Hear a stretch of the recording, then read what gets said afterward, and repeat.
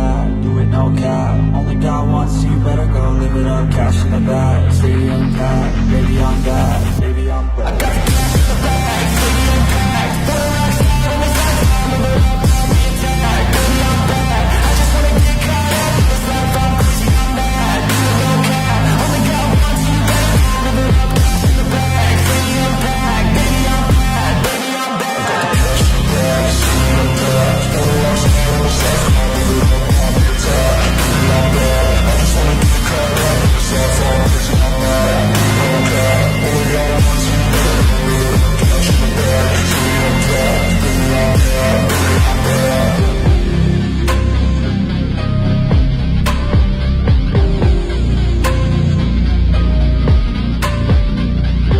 stadium packed. Baby, I'm back, baby, I'm back. You're chasing the truth with my man, Shawn G. Hey, what's going on, folks? Well, let's see who's in the chat. We got Radio Vault, Sugar Britches. Oh my, Glenn is in the house over there, dropping links. Appreciate that, Brown Dwarf. So how's the audio? How you like the new look? I'm kind of tweaking it a little bit. Audio's good. Awesome. I don't know what the heck's going on with this. Miss Hannah, I've been praying for you. I hope everything is going with you. God bless you. Let's go ahead and get this thing started. Can't start Chasing the Truth without a prayer. Father God, I come before you and ask that you bless this show. Thank you for this show. Humbly ask our Lord Jesus Christ that if any, I ask Jesus Christ. Now, this is the weird thing. I'm going to restart this because something is telling me not to do it, but I'm going to do it anyway. Father God, I humbly ask our Lord Jesus Christ that if it be in accordance with your holy will, that all curses, evil, demonic involvement, and or attacks being sent against me, my listeners, those that participate in my show, be blocked and be sent back from whence it came. Father God, please, if you would, bless the following folks: Keith and Jimmy, Jean and family, Joanne, Merlin's niece, Sheldon and Aiden, Laura and her family, Julian Jeff, Justin Walker, Sharon Guy, Brenda, Julie S., Aaron and Erica, AJ K., Claire Ellis, Doll for spiritual support and strength, Stimulate Jack and children, Juanita Hicks, Kim, Amy, Beth and Kurt and their father, Wes and his dad, T. Willis, Daryl Pratt, Jose Ramirez, Julie Willer, Marquetta Jones and her family, Holly, Sharon Arms, Kevin, Hugo Nagy, and Hannah B. Father God, bless anyone that has unspoken prayers that need you in your life, needs you in their life, tonight and tomorrow and from this point forward. In Jesus Christ's name, amen. All right, here we go. So how you folks doing? Doing all right? Hope y'all are anyway. That's what I'm doing anyway. Now, I took Wednesday off of last Wednesday, and I didn't post any reason why. The reason why was I just absolutely, if I had to speak about supernatural anything, it would have drained me. So I said, nope, I ain't doing it. And that was just one of those things that I hope that you understand. And I plan on doing some other stuff. I will be tweaking how I do this show and how I go live and invite people to go on live. And we'll see how that goes. I think I can get it pretty well situated. But let's see, who's in the chat? We got Joanne, Sheldon, Brown Dwarf, Glenn. Let me get a couple other people here. Participants here. Let me grab this. Andrea. Hey, appreciate you popping in here. Eddie, Gregory, Hannah B, the Vault Radio, or Radio Vault, Radio Vault, Sugar Britches, and a few other people that are hanging around. I appreciate you. But it's just one of those things. If you wind up and start doing this stuff and do it on a regular, like I've been doing for the past 6 years, it drains you. Don't sit there and say, no, I don't drain you. Yes, it does drain you. But I hope you like the look. I'm going to tweak the look a little bit as we go along with the show thing. But if you want to call in at 931-994-6917 anytime during the show or after the show, you can text that number. The prayer list that I had prayed over is ever ongoing, and I pray over it every morning. Jimmy, what's going on, brother? If you want to be a part of that list, you can either call me at that number, 931-994-6917, or you can email me at chasingthetruth2018@gmail.com. So, next thing up. Oh, look at that. That's kind of cool. Interesting. I like it. I like it a lot. I didn't see that it would go live like this, but it's looking pretty cool. Look at that. Give me just a second, and I'll get this situation. If you haven't heard or seen anything that had to do with this frickin' Chinese balloon that went across the United States from Utah all the way over into Myrtle Beach, South Carolina, which it got shot down this morning early. Which for whatever reason, I do not understand why in the Sam Hill that was even not, or why it was allowed to be even over our airspace to start with. You tell me that. That's my big thing right there. I honestly don't know. But anyway, there you go. And that's the Chinese balloon being blown up. I think there's another one that is over another country floating across. Yeah, don't forget to like the video. Definitely. I appreciate that. Appreciate that greatly. There you go. Hannah is right up there. Let me give you a wrench there, Hannah. I need to give you a wrench. Let me add you as a... Oh, what's this? There's a new addendum to standard moderator and managing moderator. Which, okay, all right. Well, I guess everybody is a... Let me see what Dwarf is real quick. Let me see what he is. Standard, okay. Everybody that has a wrench other than myself, obviously I'm the owner of the channel, apparently is standard moderator. So a couple people I'll probably go to manager moderators, but we'll see how that does. But we'll see how that. If you don't want, Crystal, what's going on? Appreciate you. God bless each and every one of you. Next thing, what we're going to be doing is I've got about a dozen videos, and whoever wants to call in to talk, it doesn't have to be about anything that's in line with what I'm about ready to go over. But you know, if you want to comment or whatever, we can go ahead and do that. Oh, let's see.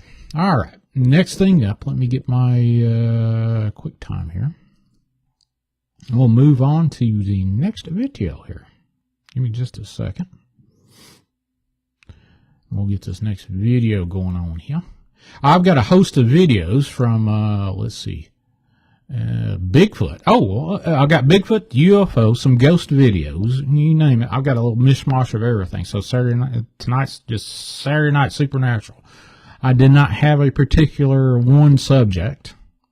I do not have any Dogman stuff, but if you want to send me anything that has to do with Supernatural, email me at Chasing the Truth, Shawn G, if you would. Appreciate it. So let me get this quick time thing here. Come on, man. What is up with that? I know I've got that. Where's the quick time? Quick time. That kind of sucks. Quick time. That's what I want. What is up with this? Now it is totally just went crazy on me, and it's not allowing me to pick what I want to pick. Yahoo. Man, oh man, oh man. What is up with that? Now. Oh, no, I wanted to get that one. Well, let's see. Let's go back to video caller and then get off studio mode. And then we'll try a quick time this way. And see if we can get that way. Seriously? Ah, here we go. I don't know what that's about. But there you go. All right. So this is from, I believe, the Appalachian Mountains somewhere. Bigfoot screams in their backyard, which I think everybody has heard this, or pretty close to it. Dark Woods Buddy. Number 5 is in the house. Here we go. This is the first one. Let me move this back here so you can see it.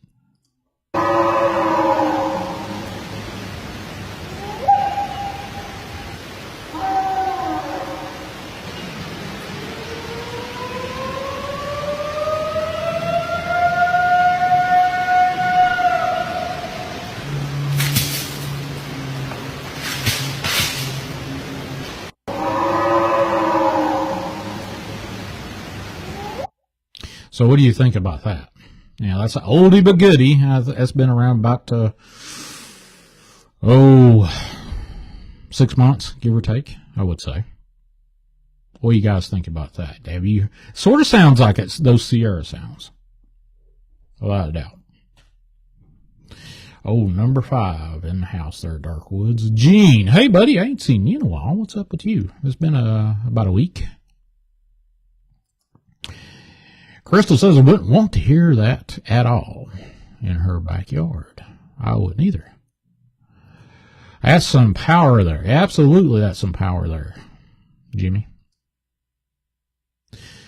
And we'll get that. Let's play that one more time right here, right now. Let's do this.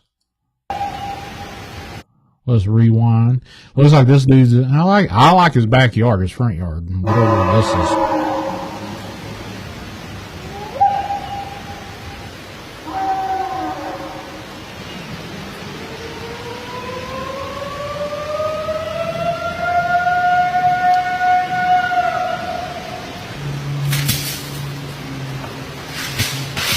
Looks like, it sounds like something is in the woods with him.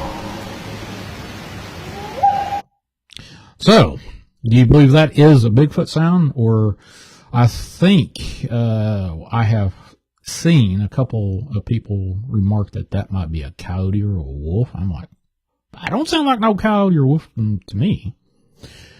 But like I said, you know, we're all, unless we're on the actual, what am I trying to get?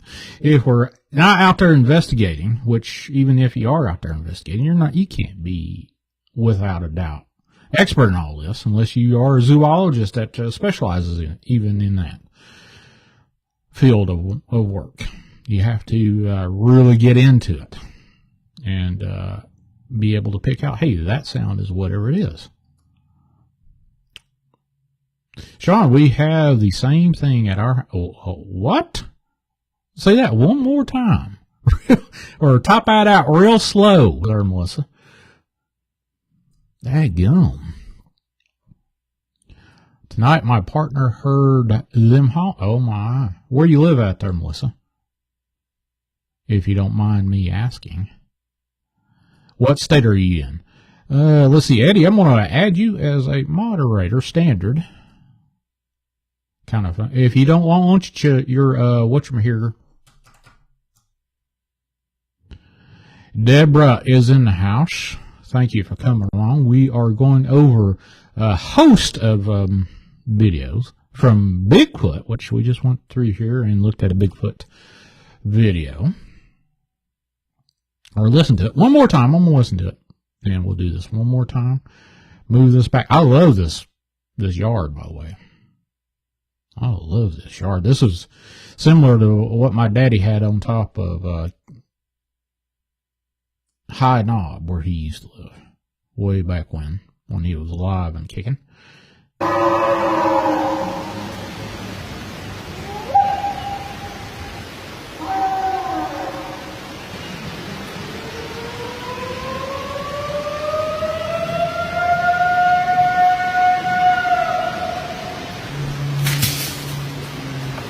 Now, whatever that is moving through there, that could be anybody, just about it. Oh, this is a minute long. Miss Shell, what's up, Shelly? I'm going to give you... Hold on a second, I'm going to change your...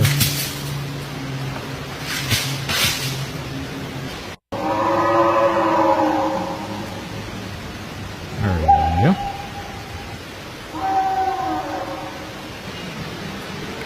Could be in Tennessee, Gatlinburg area. That sounds like a rescue squad. As loud as that sucker is. Yeah, it could be in Gatlinburg area. That's my brother used to go over there a lot more than I have. But Gatlinburg over in the Smoky Mountains, holy cow! Art Bell had sound bite like that. Yeah, he did. He had all kinds. Well, I just gave you something. I gave you something new. There's a standard and a managing thing there, Shell. So you are the first managing moderator. I don't know what that entails, but we'll figure it out, I guess. But there you go. Now, let's see. Next up, what do you think? Is this a real Sasquatch? Sent you, okay, let me see, where's my email?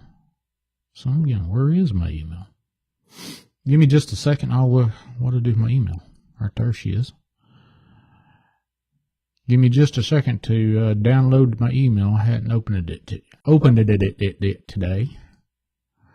And Sasquatch captured in my yard. And it's just now downloading from... Oh, here we go. What in the heck is that? Okay. Okay.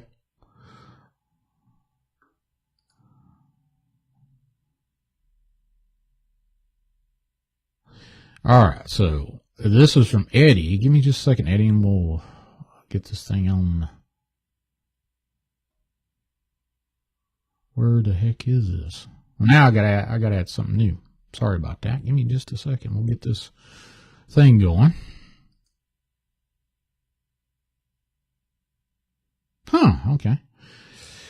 Let's go ahead and do this. And then display capture.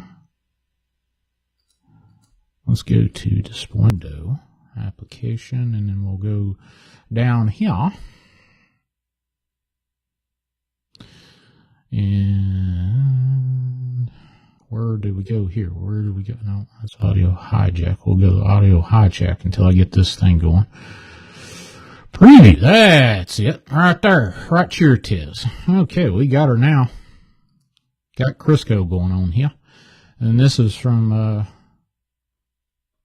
Sheldon in the chat there. Give me just a second, Sheldon, and we'll get this thing situated. And we'll see what the heck's going on here. What is that? Is that eye shine right there? What is it? Mayan? I have no clue what that is. No, let's move it right here. Seriously? Seriously. Chat time. Let's go down here. Move it all the way down here to... Nope. I lost it now. Where is it? I just love having new things, new toys, and these things just don't want to play with my constitution just right.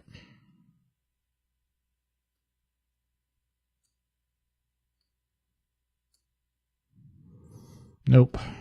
Now let's move this down here out of here. Like that. There we go. And then I'll have to move this out of the way. I don't know why. Oh, okay. I got you. There you go. And what did I do with that? Oh, it's way up here. I got to put this up here. There we go. Nope. Put this right up here. Nope. Son of a gun, man. What is going on here? I had it up. Q time. Let's do that. There we go. And now, let's do this. Well, it should be showing for whatever reason. Let's get this out of the way. I don't know. All right, let's go to Opera Browser. And then we'll add something new or something old. Something new. There we go. Add it this way. There we go. Now I'm cooked with Crisco now, boys. So what is that? Apologize for that. It's one of those weird things as you do this live. New things pop up and do some crazy things. That's all I can tell you. Let me blend this to transform to go stretch the screen, and we'll get that over with. And there we go. There we go. War criminals in the house. Appreciate you. What is that? Oh, there we go. We got turquoise. Wendy Wilson is in the house. Appreciate you dropping in. We're looking at, looks like eye shine in the backyard. Sheldon there. Boy, howdy, what in the world's going on with that? Move that up there. There we go. And we'll make it that easy, teasy on you. Daniel's in the house. Appreciate you. So, did, what's that? Fact of news jumps near. There's always something going on in the world that you just want to say, can you cut it out? Really? Quit being so dad blame crazy. But there you go. Let's see if I can find Sheldon, see what Sheldon's, what is that, Sheldon? Yes, eye shine. Okay, well, that's cool. That's cool there, boys. Chat time. Let's get that out of the way. Aha, there we are.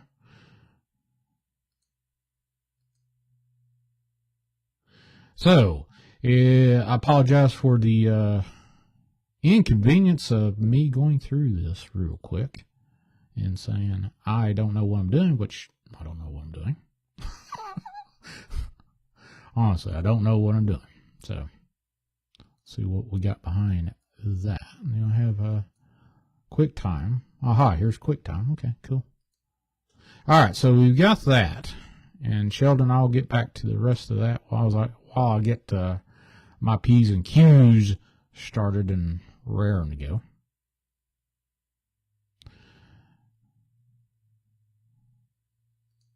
So, next up, let's go to, let me open up that email one more time and see what I can do here. Okay, so I don't know what that is. Oh, okay, I see what you're doing. Okay, open with. And then we got this going on here. All right. Give me just a second and we'll get my other thing going on. Let's move this over here. Nope. Really? All right. So, I don't know what I just did, but I just messed her up. Window 2.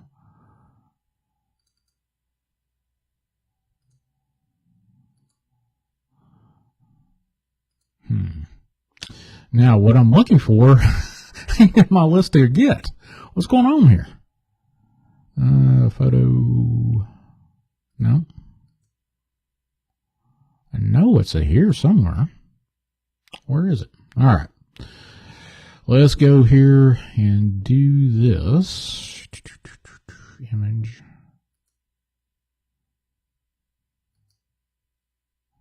YouTube chat. Okay, quit time. Let's do this. That's not going to work, but we'll figure it out from this point. And then go down to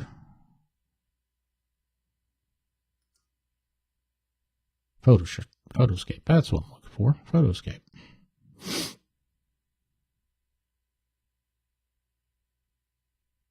And it doesn't have it. What is up with that? Display application capture. Okay. Window capture. And it's not letting me pick Photoscape. Okay. So that kind of sucks. Unfortunately, I'm not going to be able to bring it home. Maybe I could. Hold on a second. Let's see it one more time.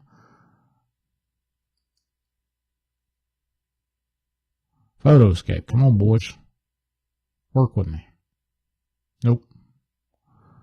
Audio hijack control center preview. Where's the preview? But where's the rest of this? Quick time control. Oh, it's not even in. What the heck's going on here? Now I got to go down here and look and see if I can find it. There we go. Now I found it. Son of a gun. All right. Sorry about that. I don't know what's going on with this thing. So give me just a second, stretch this thing out to where we can look at this proper. And we're doing this live, by the way. So all kinds of weird stuff happens at the weirdest of times. So this is from Sheldon, and this is on my Photoscape X thing. So let's see what we can come up with in the editorial stuff. See what he's got. Nope. I know what he's looking at is this sucker right there, whatever that is.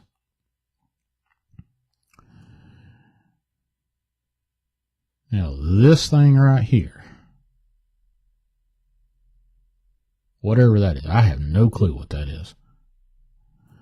But let me bring this out real quick, and then we'll get the adjustments. Curves. Aha. See if I can bring that out a little bit more.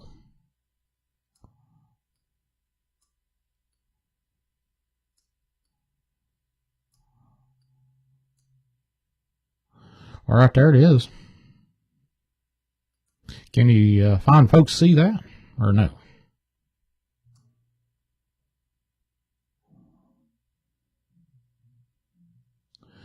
Well, it looks like you can. Right there it is.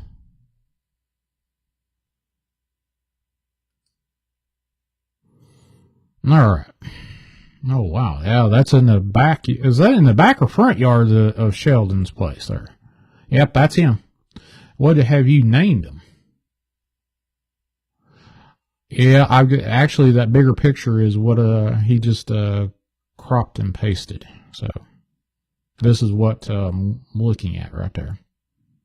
He just cropped and pasted a bigger picture of it, and I just went and took this and made a bigger picture out of it.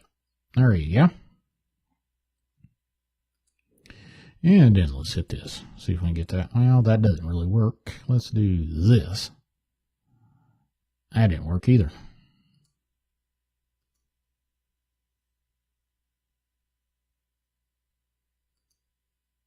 All right, so that is in the front or backyard. It's in the yard of Sheldon. Backyard. Okay, backyard.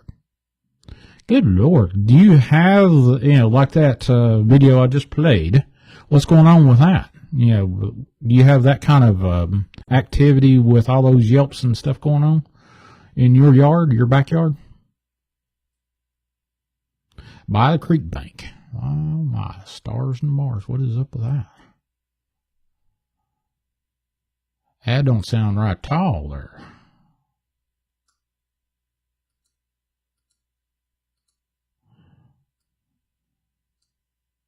I don't know what to make of that. I would definitely, if this was, I don't know. Let's see if I can sharpen this picture up. No, that don't do a whole heck of a lot. That just makes it grainier. Well, there you go. So, or Sheldon's picture of whatever is in his backyard. Now that, Lord have mercy. I don't know what to tell you about that one. Let's see, let's turn that off and then go down here and turn that off. Lord. All right, now let's go to Q time. There we go. See if I can bring up another video. Thank you again, Sheldon, for sending that in. I appreciate you. You have been a contributor to several shows. I appreciate that greatly. Next up, let's see what we got here. Oh, okay. Here we go. Let me get this QuickTime player here. Seriously? And now you don't want to play nice like just because. QuickTime. There we go. Here we are.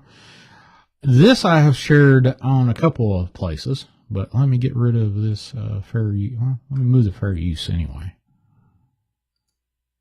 Down here at the bottom. So, and let me hit the edit and then view and then hit loop and then we'll see how that does.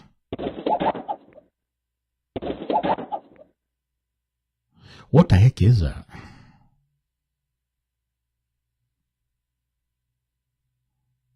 What is that right here? Well, you can't see my arrow. The arrow didn't come over, but there you go. What is that thing? Have you guys seen this thing? Seen it? Seen it all?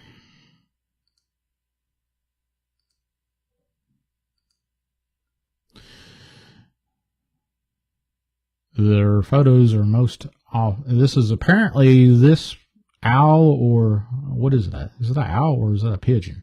Pigeon reacts to this thing.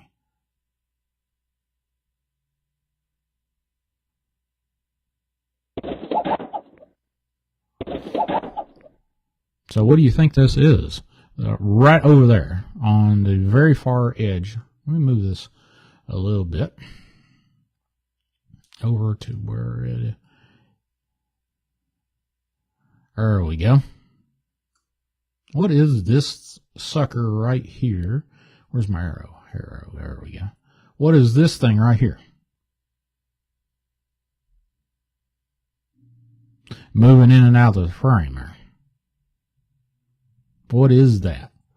I don't know where this came from other than it's been all over a few places. So, there you go. What do you think? Is this a Bigfoot? Is this just some random guy running through the backyard of some family's home? Who knows? It definitely does look weird, that's for sure. I can't say anything more than that, but it's definitely got something going on there. That's all I can tell you.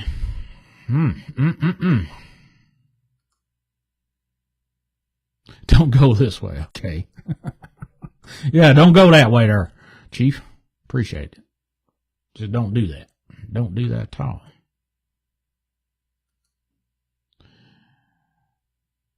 What in the heck did I do with that? Oh, okay. Turn it on. I know where that's going. All right. So what do you guys think this is? Is this, in chat? Or call in and say, hey, I believe this is some dude just running through the backyard and got captured by,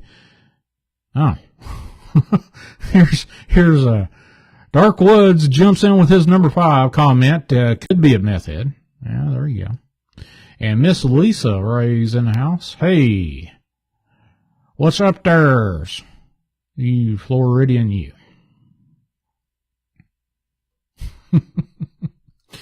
I think the owl was fussing. Scared. Taking off scared. Okay, cool. And then that was it. That's all I can say about that. I don't know what that is. Is it a good video? Maybe. And the next one I've got is sort of like a ghost video, which I want to share with you folks.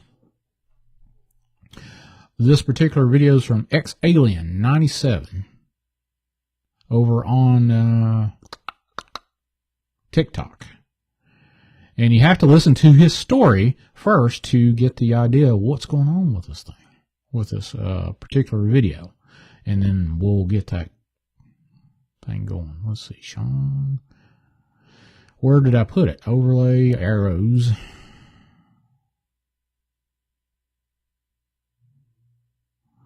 Son of a gun, what did I do with it? I dropped it somewhere and now it's gone. Maybe I dropped it here. Nope. Aha, here we go. I got you now.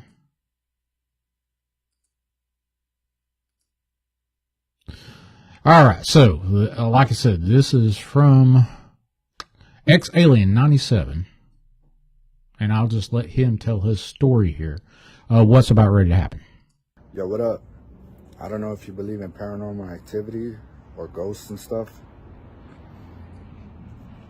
but wait until the end of this video because it's going to trip you out. So I work security at this construction site, right? We got all the trucks. We got these real things right here. There you go. One of these. These things are heavy. Fucking, like, you gotta really fucking push it to move it. Just a little backstory. It was a construction worker that he needed help pushing one of these. He says a guy came up to him, another worker, and he says, I got you. Just guide me and I'll push it for you. So I said, okay, cool. So he was guiding him. He kept telling him, back it up, back it up, back it up. And he was pushing it. When they were done, he went around the reel to tell him thank you. And he says that he was gone. And we went to the office and they were looking at the old, like, memorial photos of people that worked here before. Some people have passed away. And he says he recognized the guy that helped him. Turns out that guy has been dead since 2015, pretty much 8 years ago. So that shit gave goosebumps to all of us. And yeah, we got that on video, so check it out.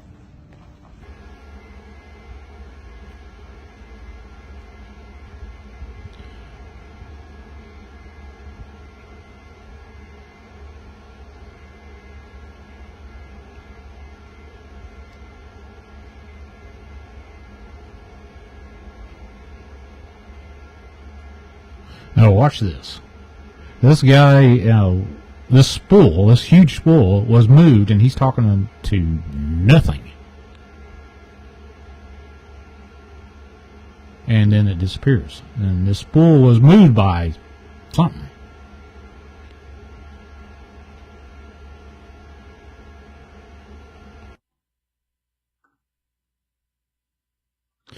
Now, what I'm going to do is instead of having to go back over his testimony one more time, I want to go back over that right here. There we go.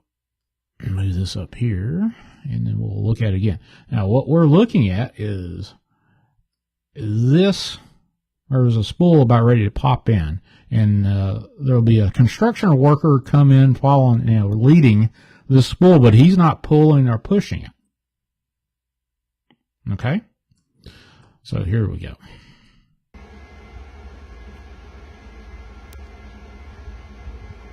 There's the guy. Here's the big spool. You can hold on a second. Let me stop that right here. You can almost see something push that. Almost. Well, you can almost, right in there, about a couple of frames. Maybe.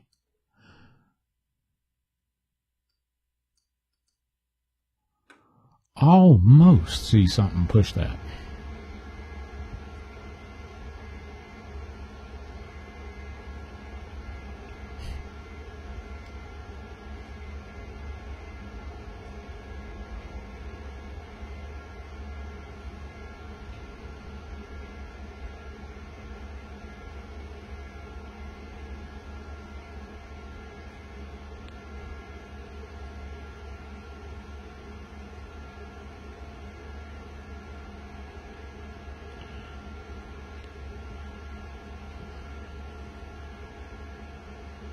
And honestly, I don't know what to make of it other than the guy on the video says that this particular fellow goes in and says, whatever pushed that spool disappeared.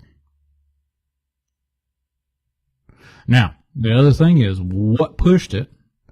He said it looked like someone that had passed away probably a few years prior on the job, or had passed away or something. You know, I don't know if it was on the job, but passed away that had worked there. Apparently still on the job. Lord. Let's see. Truth Seeker. You lost your hat. How? Well, let me add you as a standard there. And Deborah Mueller, I'm going to add you as a standard moderator. There you go. Truth, I gave you a what you call it? A wrenchy there. War Criminal 7. Something does look distorted for a moment. Yeah, it does. Let me see if I can get this thing. Nope, that's the wrong one. I'm looking for QuickTime. There we go. Right in here. Let me get this one here. Plus. Well, I am trying to. Oh, here we go. Let's do this. Aha. Here we go.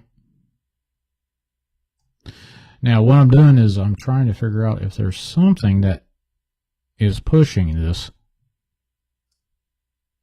Right here. There we go. If you can see right behind that spool,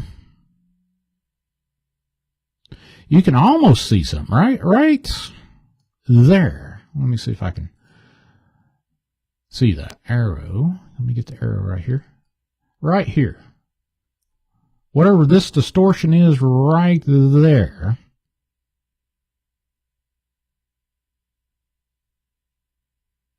I don't know what that is. Spooked the entire crew out. That's the problem. It spooked the crew out and spooked a lot of other people. So you think that, is this a paranormal, supernatural, holy cow moment?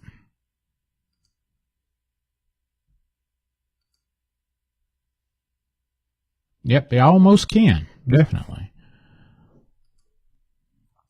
And I didn't see it until, I saw the video a couple times and was like, well, I don't really see anything until I started doing this.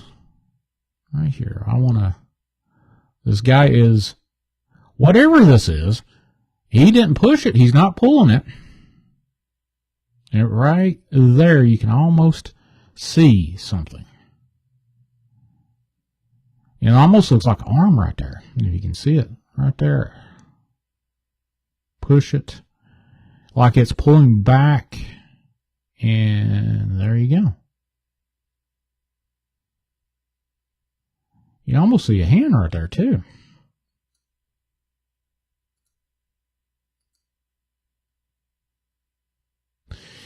Yeah, it's got all kinds of different little ins and outs with that video. I don't know what to tell you. Other than this is something. Something is definitely pushing the spool, Wendy says. And you can kind of see something pushing it. Yep, it definitely can. That fellow that was just waving. Let me get this video back to its normal size. This guy is nowhere near touching this in any part of the video. Now, could he have pulled it and gave it enough momentum to pull it forward? I guess you could, to a certain extent, argue that. But what pushed it? What gave it that momentum? That's my big thing.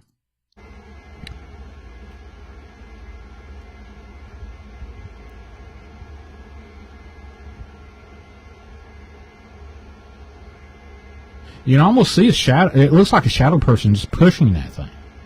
And that dude is definitely, from what I understand, he was talking to the guy and it disappeared. And then he goes around the spool to say something to the guy. Miss Sue, congratulations on the house, by the way. I don't know what to tell you about that other than that is some high strangeness for sure. Someone on the opposite side moving it. Well, obviously this is a spool of cable of some sort. That's a heavy sucker to, manipulate right at the, I don't think you got enough torque to move it like that.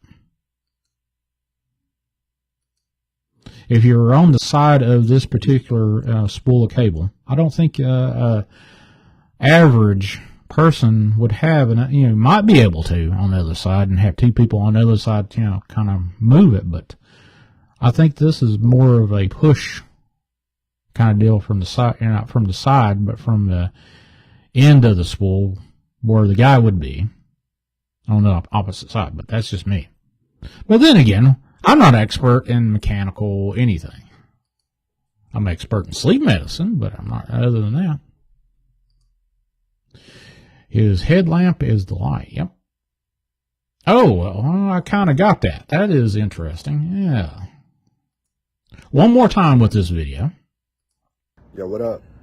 I don't know if you believe in... Let me move it back to where he quits. All right, so this guy is waving, kind of saying, okay, moving a large load in. Come on just a little bit more. And you can almost see a dad burn shadow. It looks like a shadow pushing that thing.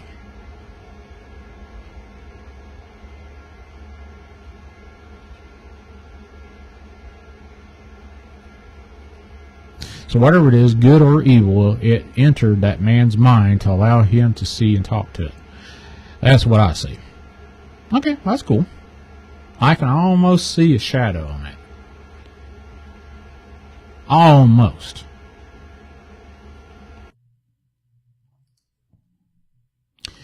So that was, let's go down here. I need to do this. All right, now let me find another video. Okay, I am going to go with, I'm going to take care of that one. And I've got, okay, so this one is an oldie but goodie. And if Glenn's in the house, you've probably seen it before. I know I have seen it several times. Preview, and then we'll go back here to Bigfoot close up. So let me go ahead and turn this back on here. I know y'all probably have seen this a bunch of times, but I thought it would be in line with what I was trying to share tonight. So here we go.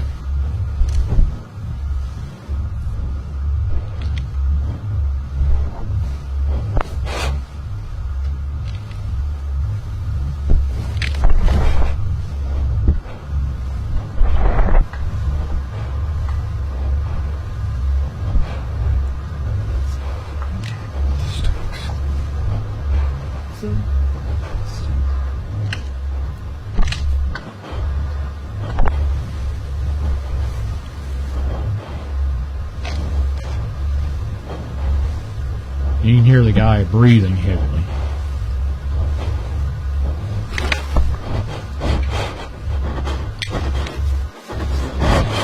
What the fuck is that?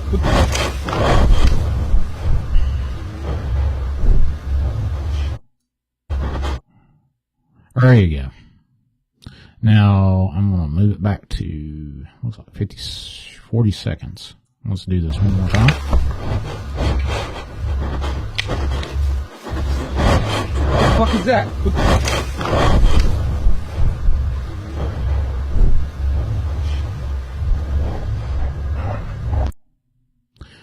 Now, wouldn't that just make you, there's a reason why your mama always said keep a clean pair of drawers in your glove box. I believe this happens to be one of those special moments.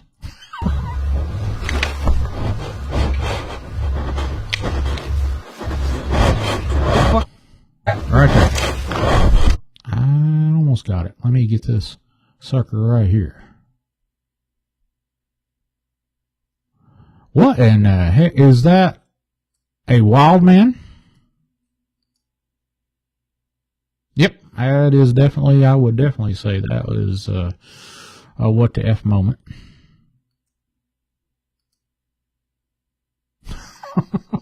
So, the mouth is agape on this thing, and it definitely has glowing eyes.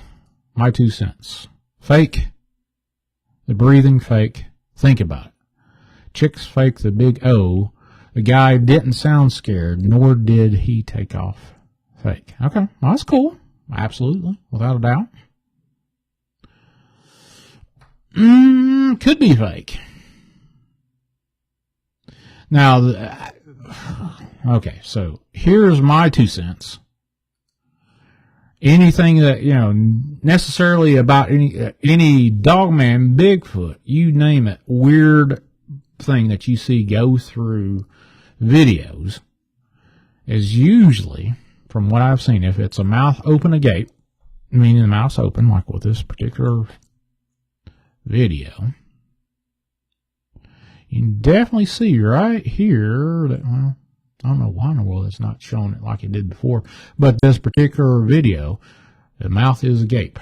Right here. Well, I don't know what I just grabbed, but hopefully I didn't throw off everything. Mouth is not closed. Almost looks like, if you remember the Planet of Apes, that old 60s movie, Planet of Apes, it almost looks like one of those masks. Lorna, hey, glad to see you. Glad you're a part of the chat tonight. So, what do you guys think? Is this real, fake, or otherwise? I don't know why in the world. Sugar Britches, the AI bot don't like your name being spoke for whatever reason. Just to let you know. So is this 1 for fake, 2 for real, 3 you don't know? 1 fake, 2 real, 3 you don't know. So that's I'm going to play it one more time and we'll move on. And I'm going to play it from the get-go. So this is about 1minute, 56 seconds.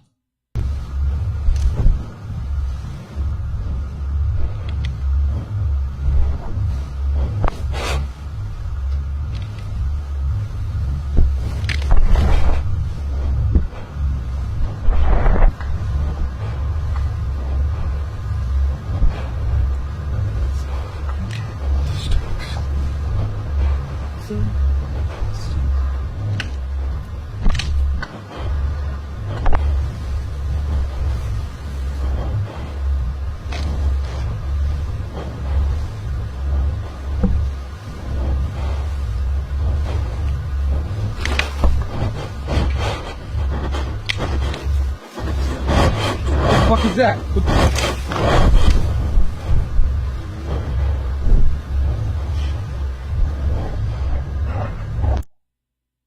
All right, so we're a bunch of 3s and 2s. I have not seen haven't seen 1. Okay.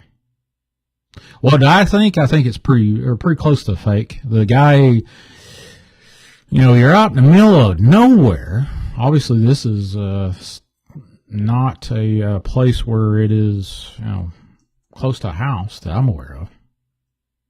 That's my twist on this. Obviously, this is back in, this could be my backyard at some places where I've lived. And definitely where my mom used to live, that little farm she was on, that was definitely something that you could possibly say, yeah, you could step off a back porch and be in something like this within a few steps. I think since this particular fella right here, I'm going to call him a fella. My thing is, right here, his mouth does not move. And you can almost see a nose right here. Yeah, I said right here. I'm country, I'm allowed to say right here. You can almost see a nose right here. But that mouth does not move. I dare anybody get up from their or stand, move around with purpose, and not move your mouth. You can probably do it if you're focused on the thing. So I'm not going to move my mouth while I am moving. Period. But that mouth does not move whatsoever. Mouth does not move whatsoever. It's only a handful of seconds right here. Right here. Nope, it does not move. Even right here, it's not moved. And you get flashed by a flashlight, obviously. Wouldn't you close your eyes and close your mouth if you're in the middle of the frickin' dark?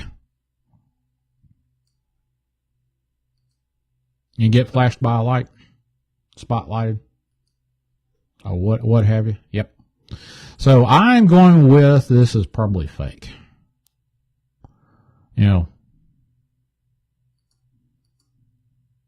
Does have a Pac-Man mouth. Yep, absolutely does have a Pac-Man mouth, without a doubt. So let's go here. And while I'm doing this, I am going to give me just a second while I make another change. Sorry about the transition. I'm gonna work on the transition. I'm gonna play around with the transition and make sure that I have the transitions down pat before I start doing anything else. Cue time. There we go. Now let's find us another video to go over. I think that's pretty well fake. All right, so I hate to do this. Reddit can be just a crazy rabbit hole to go down in.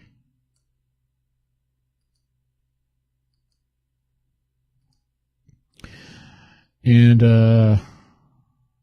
here we go. So what we got here is this is a video that says their family. My coworker thinks they have a ghost, and this is supposedly a video to illustrate that. So here we go. Go ahead, press the button.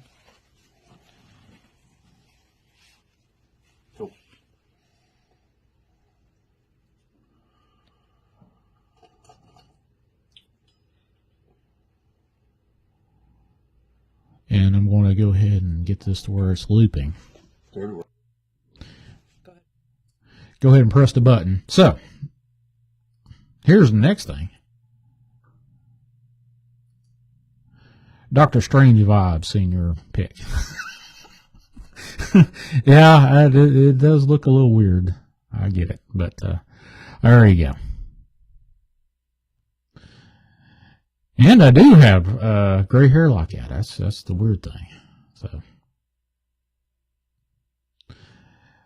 anyway, what do you guys think about this particular video? Is this a ghost? Is this cigarette? Another thing is it cigarette smoke? Blues and G, hey buddy, what's going on with you? Now, I have come across several paranormal stuff. No, I'm not balking every paranormal that has smoke or mist. This looks like cigarette smoke to me. Mist that pops up. This looks like smoke, and it looks like it's a draft that goes upstairs, like a window's upstairs, and maybe a window or door behind them on the first floor, and there's a draft that moves the air upstairs. And that's what I'm going with. What do you guys think? You know, I could be absolutely wrong, and I'm not saying that I'm right on everything. I'm not a paranormal anything. But look, this thing moves up the stairs like there's a draft.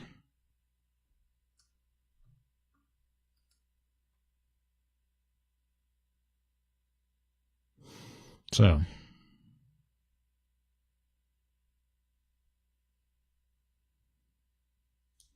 what do you guys think about that, ladies and gentlemen?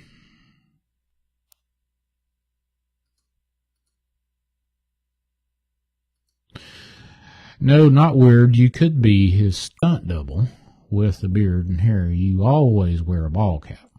Now, actually, tonight I've got a hunter's toboggan on. I heard an orange toboggan on, tell you the truth. So, and I do have a full head of hair. Well, it looks like smoke from an incense stick. Yes, could be. It looks like either cigarette smoke or smoke of some sort. I don't think it is, a mist of a paranormal, what have you.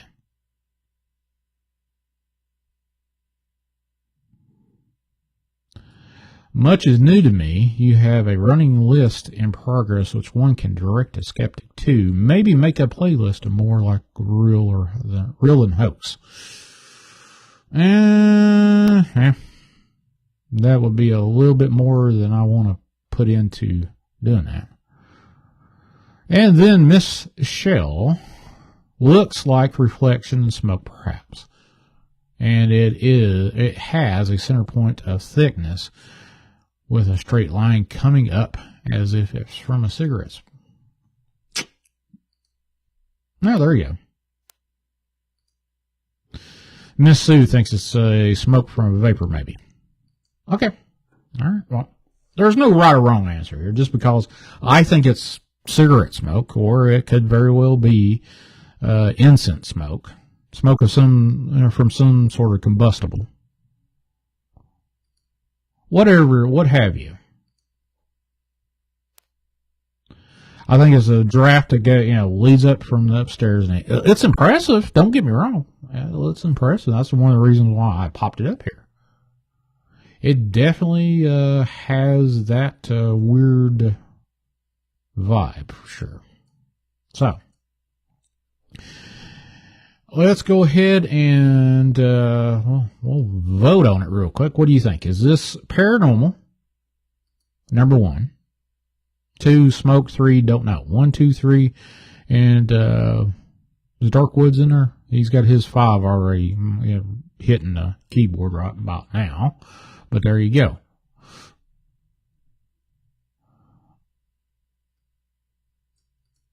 Let's see.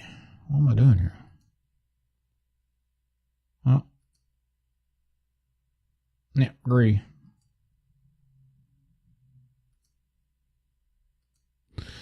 So, Pam Smith, what's going on? Appreciate you dropping in there. Please read my suggestion above you. Oh, okay, cool. And, let's see. Let me pull something while I'm doing. Window capture. OBS. Where's my OBS? Chat. There we go. And then we'll do this. Pull this over. Well, again, that didn't work. Okay. Well, another time, which, I just put this OBS situation together. So, let's see. We got a 2-2-2. Smoke, smoke, smoke. Looks like it's smoke. that is a good suggestion for a playlist, Shawn. You could in alternative. Okay, that's cool. Voted most likely real by viewers in chat. Hey, I like the idea. I'd have to think about it and then formulate a strategy and then go from there. But there you go. I think mostly this is smoke from what I'm seeing in the chat there. So, and I agree with that without a doubt. Q time. Here we go. Next up, I'm going to throw a couple of UFO videos at you. Coming up next, UFO videos. Pause that. Oh, no. Well, let's do something here. From one of my favorite YouTubers.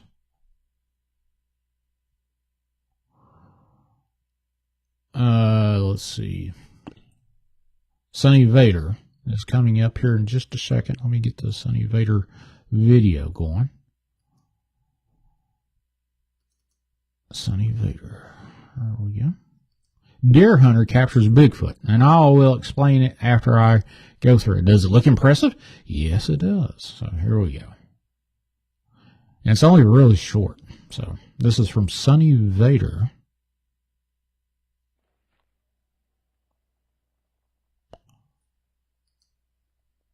Sonny Vader, this is it. So, if you go on YouTube and look for Sonny Vader, you will see a bunch of videos. And I'm going to leave my opinion out of it right now. But if you do follow me over on TikTok, you probably know what my particular thing is about this. Let me history bookmark. Nope. That's what I'm looking for right there. View and then loop. Let's loop this sucker. Go ahead and hit play and hit this loop sucker and go from there. So we can have an open chat here. So what do you guys think this is? Is this a real Bigfoot Sasquatch? Now, it looks impressive.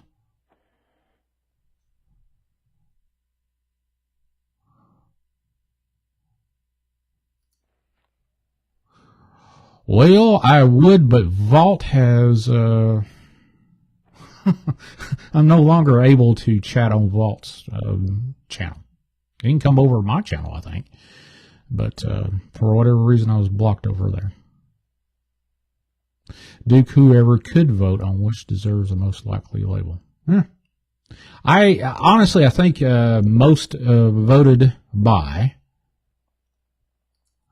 is that the Waste Squatch guy. Yep, that is the Waste Squatch guy.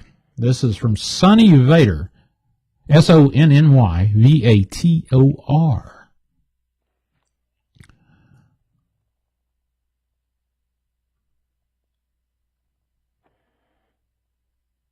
It's going to run unless you pay their extortion money. I'm not exactly sure what you're talking about there, buddy. I don't know what kind of extortion money you're talking about, but there you go. Sonny Vader, yep. So, what do you guys think about this? Is this a real Bigfoot? With the kind of emo expression on him. Emo Bigfoot. And if I... hold on a second. Let me stop it right here. Okay, there we go. I'll stop it right here.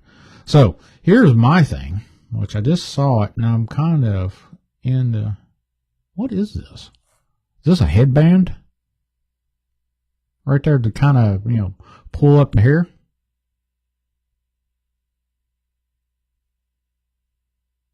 But that's just me. Is this an actual Bigfoot? That's my question.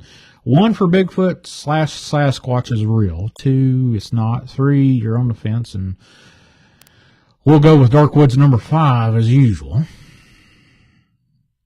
And then I'll go and allow the chat to... Boob, $39 a month for a business account. Boob. Oh. Nope. I do not have a business account with YouTube at all. Fake. Okay, let's see. Mannequin. Not in this video, it doesn't. 3 Hannah, 2 3 don't know, Hannah thinks. Don't know. Real, Shell says. Number 1, curious. We got 2 1s. Not a headband. Okay. Dark Woods has got a 1 there. Okay. So we're more or less probably a 30 to 30 and another 30, which is 1/3 thinks it is real, 1/3 thinks it's not, and 1/3 is on the fence. So my opinion is this is fake, period. End of story. You have to go over to Sonny Vader's channel and look at every video that he has had of Sasquatch. And there's dozens of them. There's no breath on them. Yep. The audio is not off. When I hit, there's a little bit of audio right there at the bottom. And the thing of it, why I call it fake, there are several videos of this same mannequin torso positioned where there is like in front of logs that's over in front of it, and it moves. It doesn't move its head. It kind of moves like it's on a fishing line.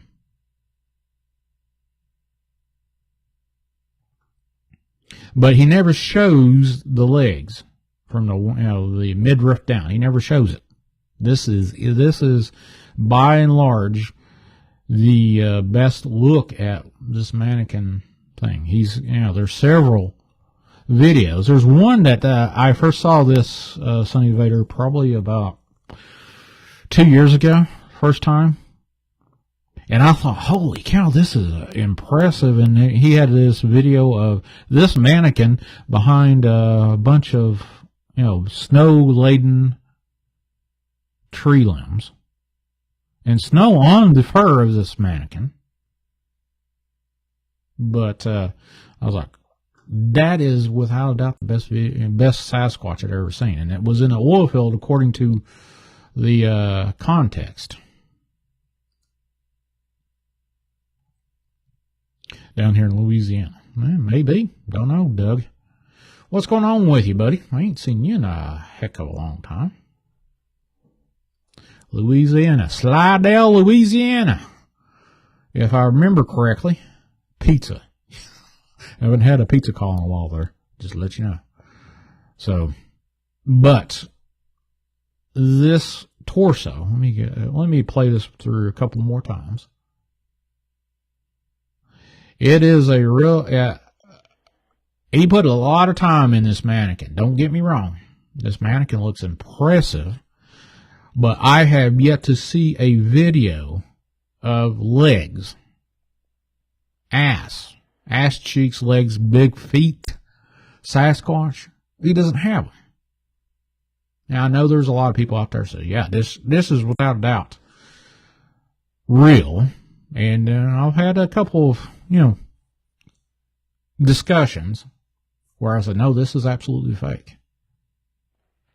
Even when he's, panning back and forth and he kind of moves down, he never shows the legs. Never, ever. It's always behind. You would think that if this thing was right there, this is a midriff. No, that's it. You would think he would bring it out in the video. Like, okay, let's take it all in instead of just focusing on the frickin' head. But that's my opinion. I think it's fake. And Sonny Vader, if you do come across this video and see me discussing about it, if you want to come on and say, hey, discuss why it's real or why it's fake, or have a good laugh about it, which hey, whatever. I don't have any problems with changing my mind as long as you got the proof there. It looks like an impressive Bigfoot mannequin that has had a lot of, you would think, now here, right here, let me stop this. Let me move this right here. Alright, so, everybody's seen, Sheldon. Sheldon, you had a picture of what's in your backyard, and it's got eye shine. Okay, so here is, without a doubt, eye socket right there. There's an eye socket right there. So where's the eye? Iris. The sclera, the white of the eye. There's just a sunken black looking orbital. That's it. Well, that's all that is right there. Just a mannequin to me. But that's it. Shaky is in the house. Shaky, you're in here? Hey, Wilcott, what's going on, buddy? Appreciate you dropping in. Next up, I think, a third of you thinks it's real, a third of you thinks it's not, and a third thinks maybe not. Which, hey, if I could see a video of legs and with this thing with legs and feet, I'd go with it. Change my mind just like that, but I hadn't seen it. I've seen dozens of his videos. Look all staged to me, but that's another question to ask, if he ever does see this. But yeah, it may be, it may not. I don't know. My gut is it's not. So, next up, let's see. Everybody's seen that fallen angel video from Russia. So I was over on Truth and Bass show the other night, and we went over in Bigfoot and Non-Connor is in the house. Buddy, what's going on with you, brother? I ain't seen you in a long time. What's up with you? How's those books selling her? All right, let me get rid of this, and we'll get another one up. And I'm going to get rid of that balloon. Okay, we'll do a UFO. I'm in the mood to do UFOs for the next little bit. I got a few UFOs. And here we go. Let's do UFOs. I'm in the mood for UFOs. Now, is this a UFO real or not? It's a cylindrical UFO. And I don't think there's audio from it. But this is oldie but goodie. Ебучий случай, блядь, НЛО какой-то нахуй.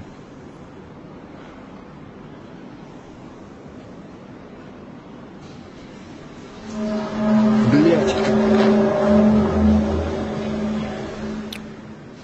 Yes. Now, what does it?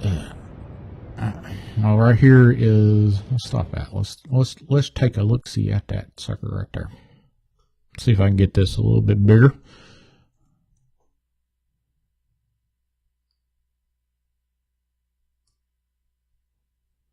And then we'll get it back a little bit. There we go. So, could this be superimposed? I don't know.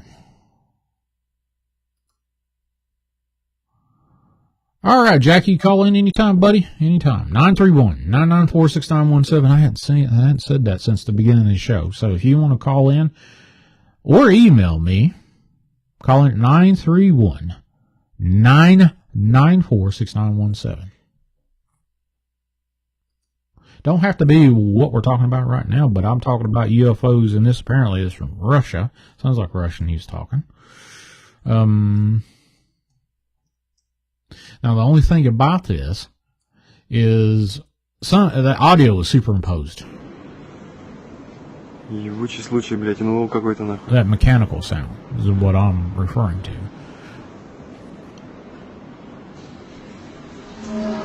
Блядь. That sound right there that just happened.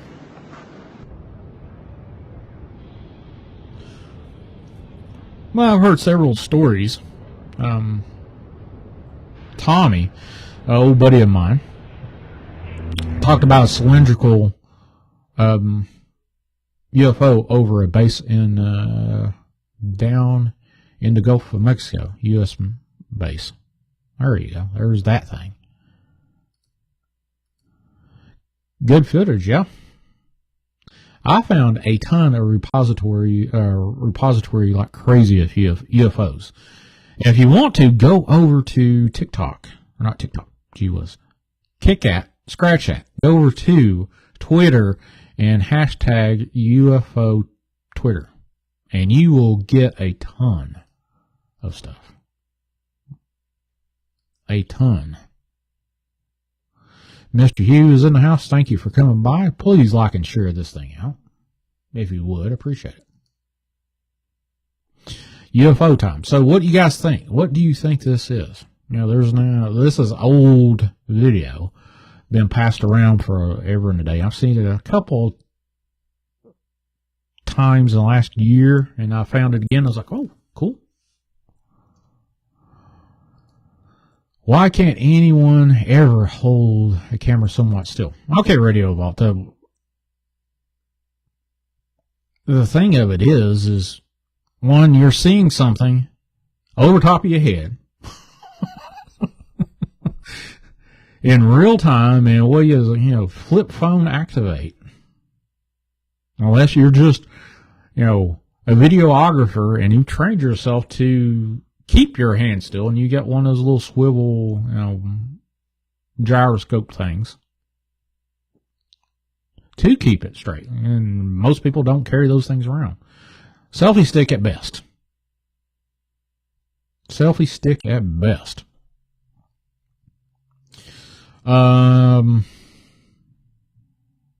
That's the reason why. You got a lot of journaling running.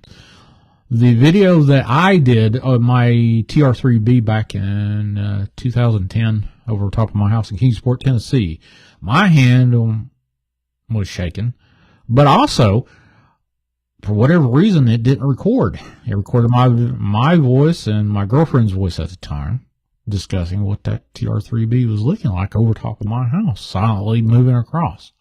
Saw it for about 5 minutes. Not one, well, there was one frame, 2 frames right at the end. Sorry about the plosive there. 2 frames at the end of the video where you could see the 3 lights. That was it.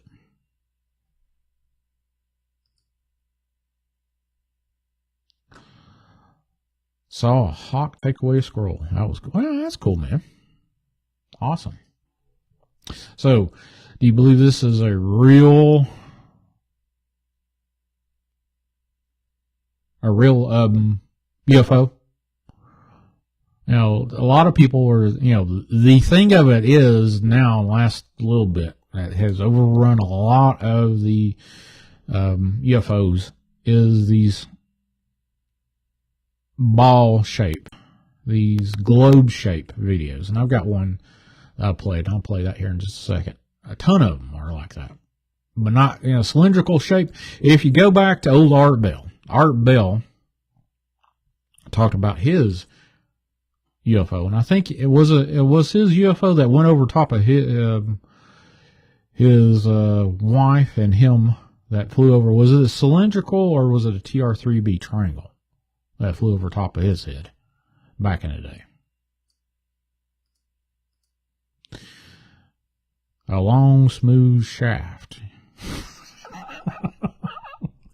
Love that movie. Yeah, love that movie.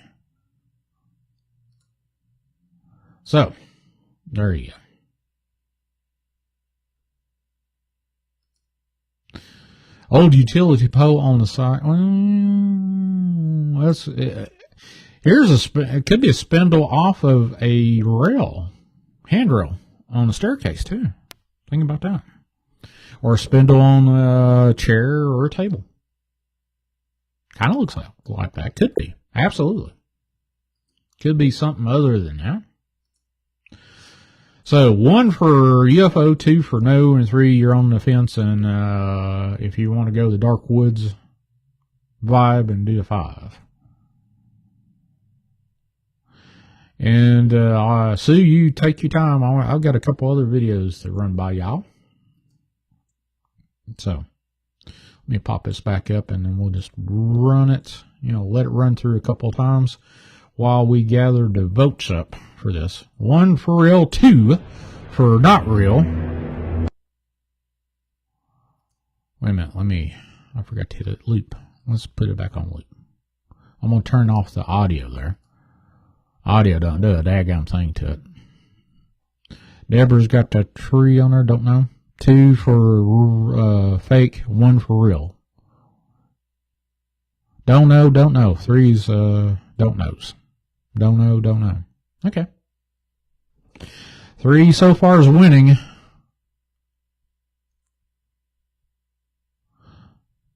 I like the spindle better. Okay, cool.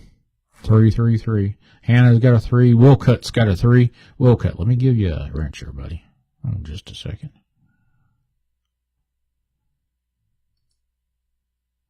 You got a wrench there, Wilcutt. Without a doubt, you got a wrench now. Donna P's in the house. 333. Lorna Tech. We got Doug calling in. Doug, give me just a second. Hold on just a second there, Doug. Let me pop you in here. Get you in straight up. And you're live on air. What's up, Doug? What's up? I thought I'd hassle you before I go to bed. Hey, man. What is going on with you? Calling you from beautiful downtown Slidell, Louisiana, like you said earlier. Yeah, Slidell, absolutely. Hold on just a second. Actually, I just filling in time waiting for James to charge his phone so he can call in. James is, yeah, that's cool. Let me get you on here. I got you on the video. Now, how in the heck did I do this? I don't know. My OBS went to update, and it changed some of the functions, and I'm still trying to figure out how the heck to do this. Oh, don't you just love them Skype updates every 2 weeks? No, not Skype. I'm talking OBS. It did a major update. Yeah, I was so used to some of the icons and some of the other stuff, and it took them away, and I think I'm just going to have to rebuild the whole thing down from the scratch on up, without a doubt. But yeah, there you go. I don't. Okay. Yep. Let's see. Let me move this queue time. Let me move. Where are you, Skype? Skype one. There we go. Nope, that's you have about a 35-second delay on YouTube. Oh yeah, that's just one of those fun things about YouTube. Yeah, I'm listening to you on YouTube. Let's see. We got that. Nope, that's not it. Let me find you. Where are you? Skype. I should have had. I didn't plan on Skype video happening tonight, but it is what it is. You don't have to put me on video. Who cares? They'll probably break all the people's phones and everything, you know. You had to do it, didn't you? You just had to do it. You had to do it. I had to do it. There you go. Yep, there's Doug Cushion. You can watch my cat sleeping right there.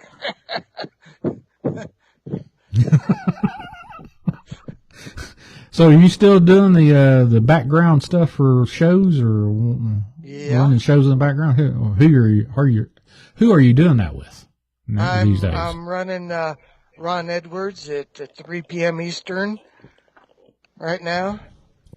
All right. If you go to theronedwards.com, and you can find out where it's at. It's also in podcast form after we're done. Cool. And then I'm running Tin Tap on Friday Night Live on WCET, and also Last Frequency, and it's going out on TuneIn. And then Tim Tap puts out his stuff in podcast form on Blog Talk Radio. So you don't go by the Crazy Cajun anymore, do you, CC? You can call me anything you want. Just don't call me late for dinner.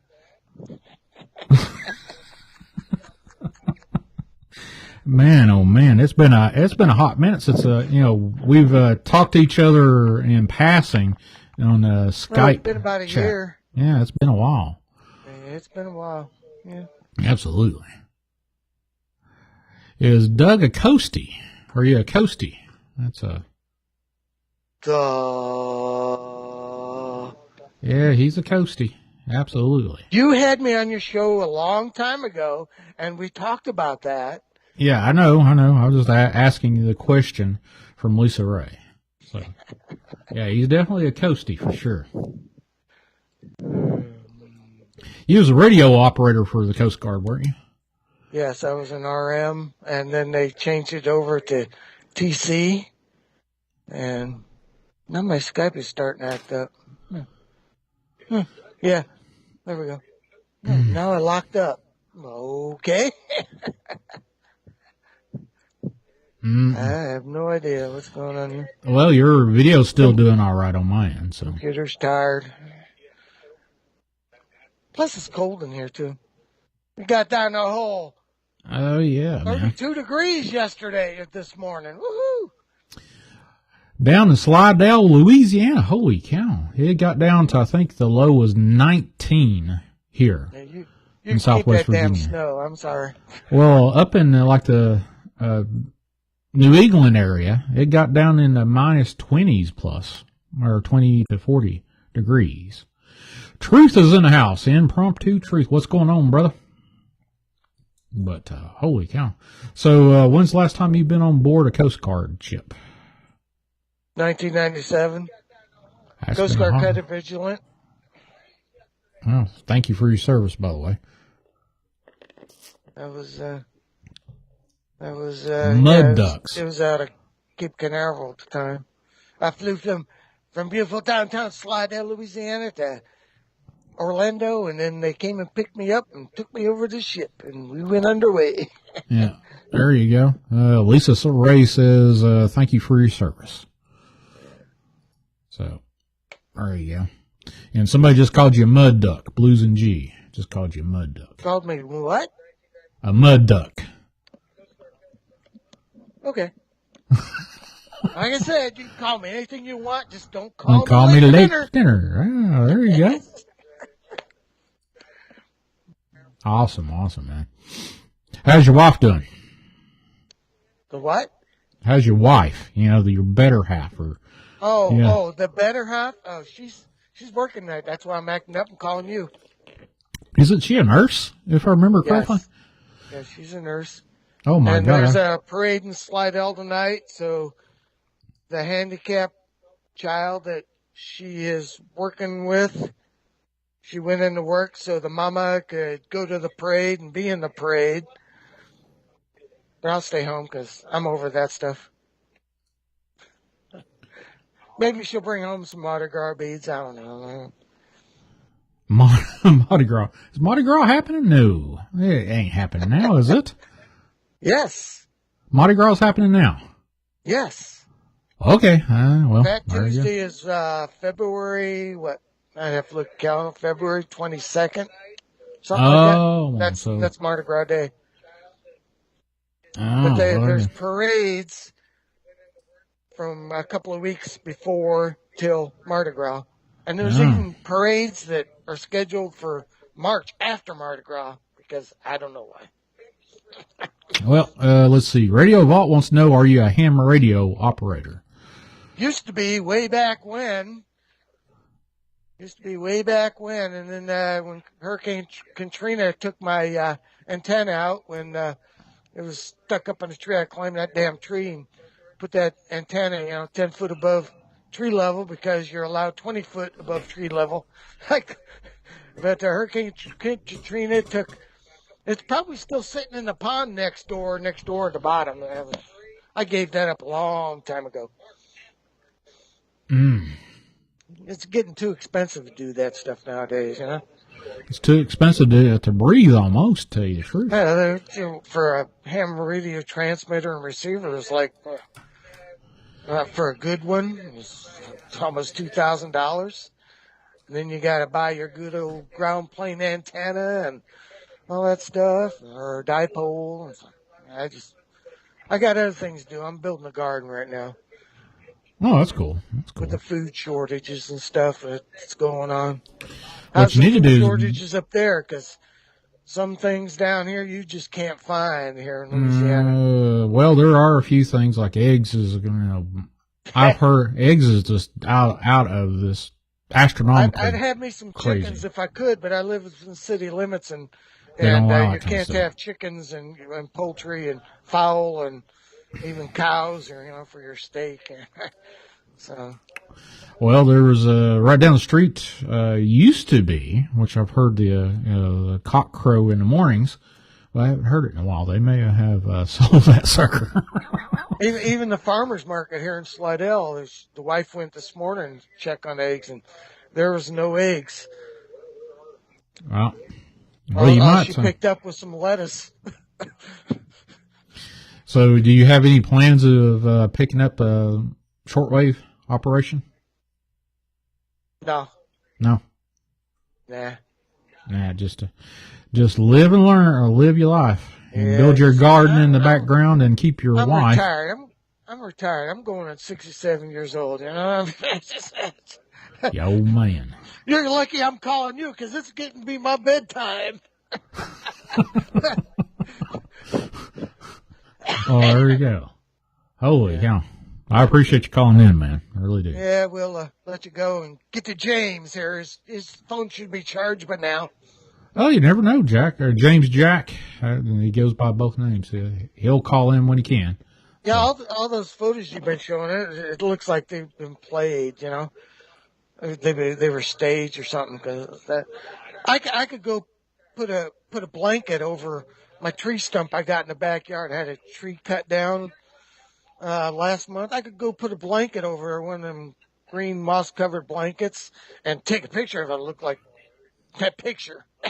You just fold the cover, green over it. Plus, we have trees that look like that with the moss hanging down. Oh, yeah.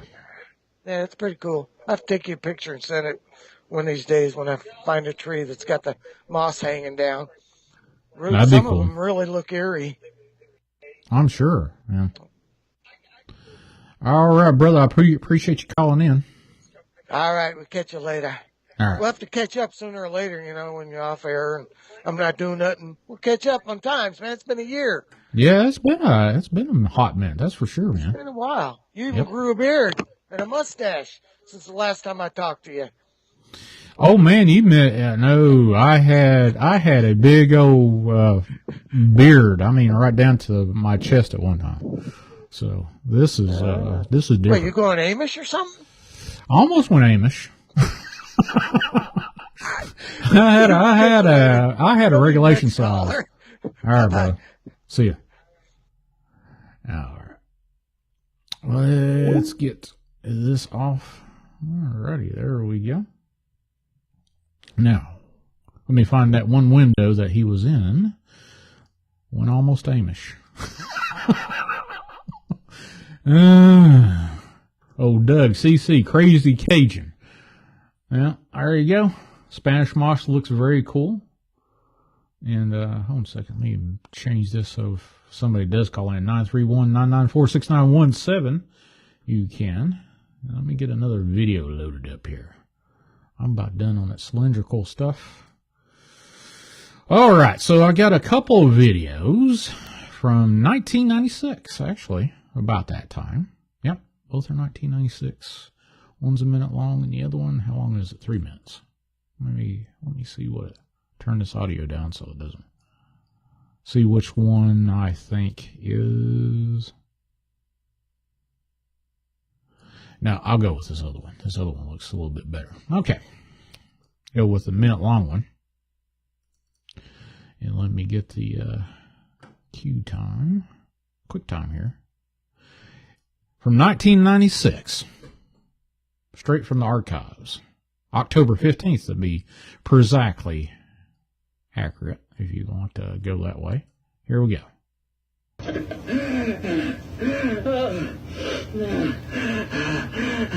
August.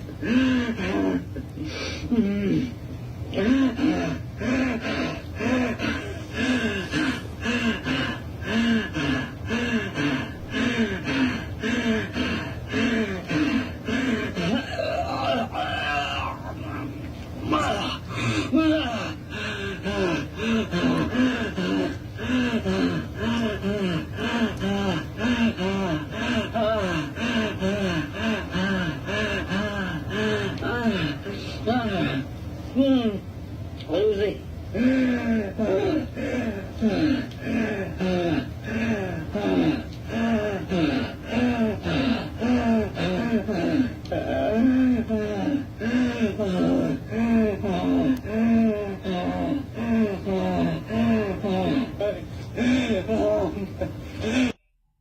All right. Well, here's a thing. Chickens slow down in the winter. Yeah, okay, yes it does. But, you've got these commercial growing chicken facilities that have heat lamps and lamps that produce eggs year round. They've already figured that out a long time ago. Now, if you got like a backyard or whatever, sure, absolutely. Absolutely. It will slow down during the winter months, but there's been a whole heap and helping of people that says that, here's a conspiracy theory for you. The feed that is produced for chickens to raise them up and feed them, they have changed the feed and changed it to local feed. I've seen a couple of people talk about this, and all of a sudden 6 months goes by without any egg production, and then change their feed to something local, and bada boom, bada bing, their eggs come back. They start laying eggs again. So I'm going to show the other end of this. This is like a 3-minute video. I'm going to speed through the next video as soon as I get this thing rolling, because it is definitely not very good quality video, but it does show some stuff here. Let me see if I can find it. Q-Time Player, there we go. All right, here we go. So let's do this. We don't need to hear that. Let's speed through to where it actually shows. Right there. There's like a triangle right there. There's that triangle. Of course, this is VHS quality. There you go. And I believe if this is the one, yep, I don't believe it's a conspiracy theory at all, but about the chicken eggs. The other conspiracy theory, if you want, how many food plants have been caught on fire, planes hit, right after our president of the United States was caught on tape saying, hey, we need to reduce food production. Go look it up. So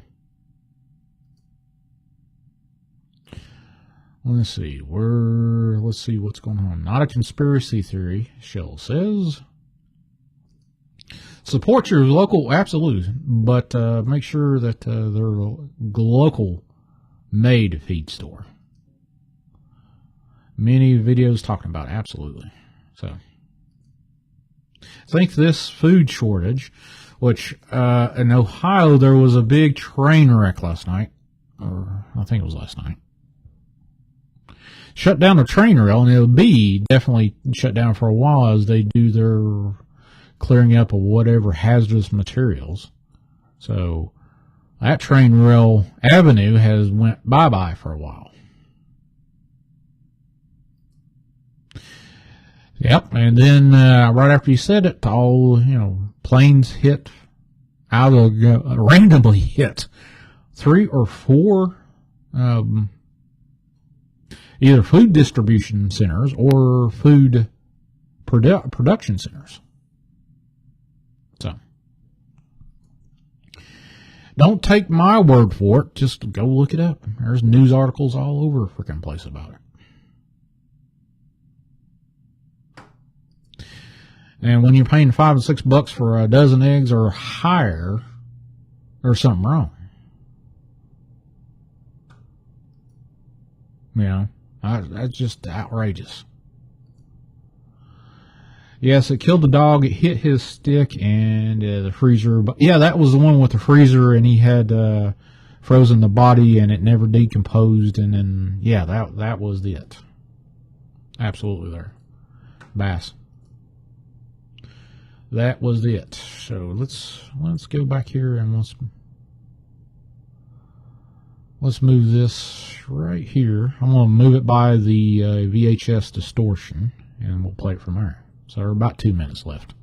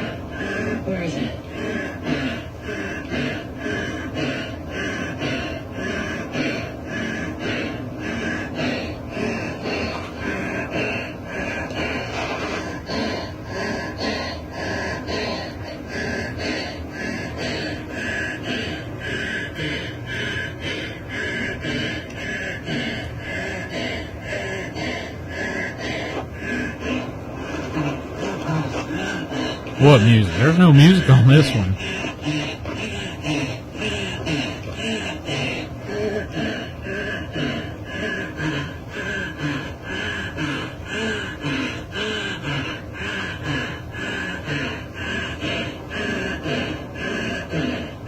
Yeah, this one was where his dog got killed by some gray alien, and he killed it with a stick and brought it back. Brought it back to his house, put it in a freezer, and then all of a sudden his freezer got taken after he talked about it. Had a alien in his freezer.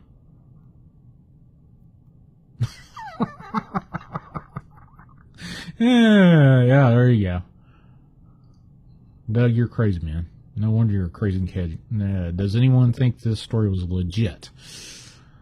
I think, if I remember correctly, Art Bell had a big segment on this, did a whole show on this particular video. And I believe they talked to the guy that was behind this video, if I remember correctly. If I remember correctly. A brass pole somewhere. I don't know. But, hey, whatever. Here's the thing. Do you believe this is real? This video. Is this a real video of a UFO? Looks like a black, maybe triangle.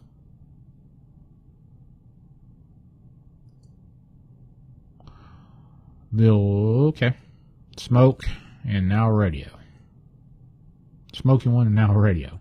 So radio. So this is from 96, and that's definitely a VHS type of video. So what do you think? Is this a real video of a UFO with supposedly a alien that was killed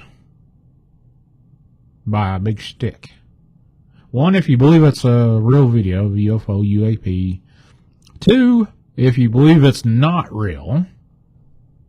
Three, if you're on the fence.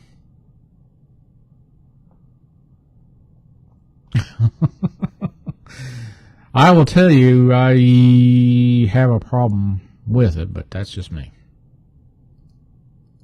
Audio sounds and looks wrong. Sounds studios and not enough movement to sync with the audio, and not erratic enough to match the audio.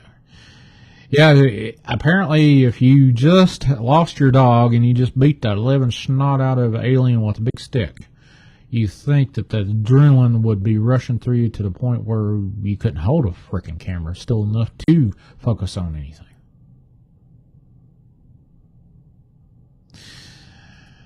That was the year you graduated in 96? Really? Man. I was already in I think I graduated the first time in my college. Around that time. I'd already graduated and started working in 96 in healthcare. They have filters that look like that. Well, this video has been around for a bit. I have seen this video for a number of years. So,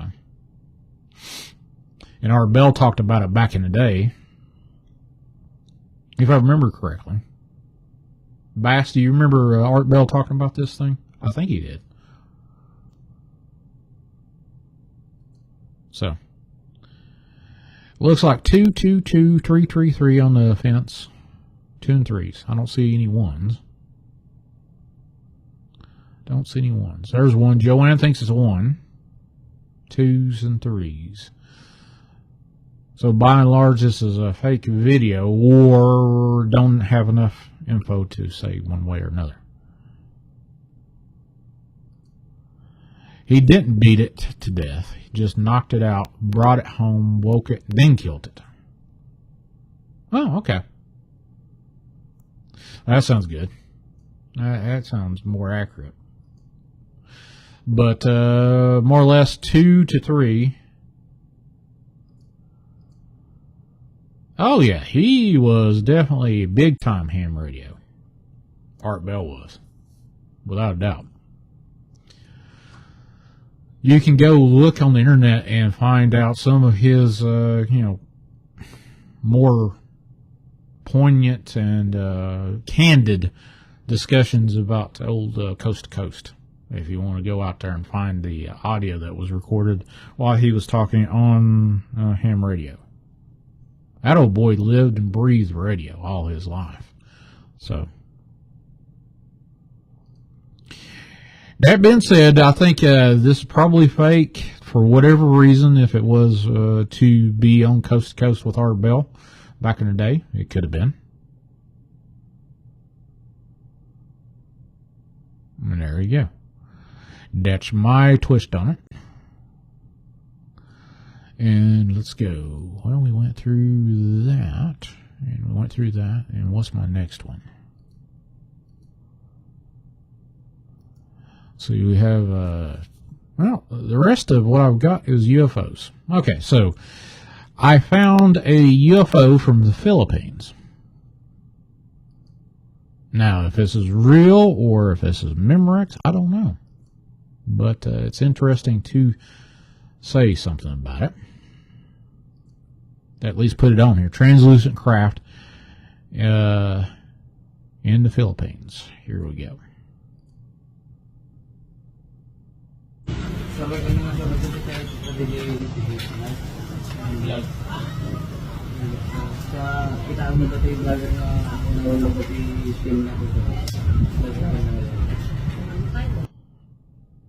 Translucent video from the Philippines. Now,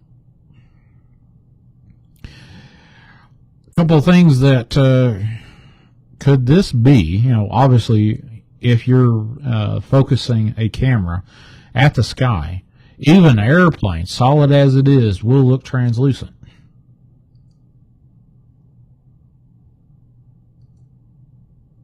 That's my twist on this. Is this a... is this a lighter-than-air balloon?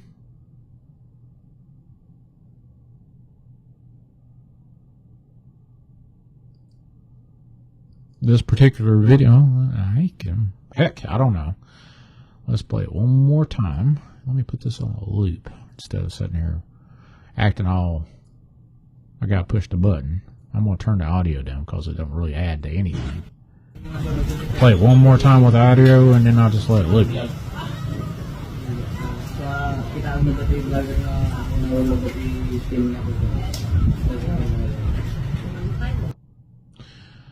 So, translucent UFO. That's about it. From Bachelor East, Natividad, Philippines.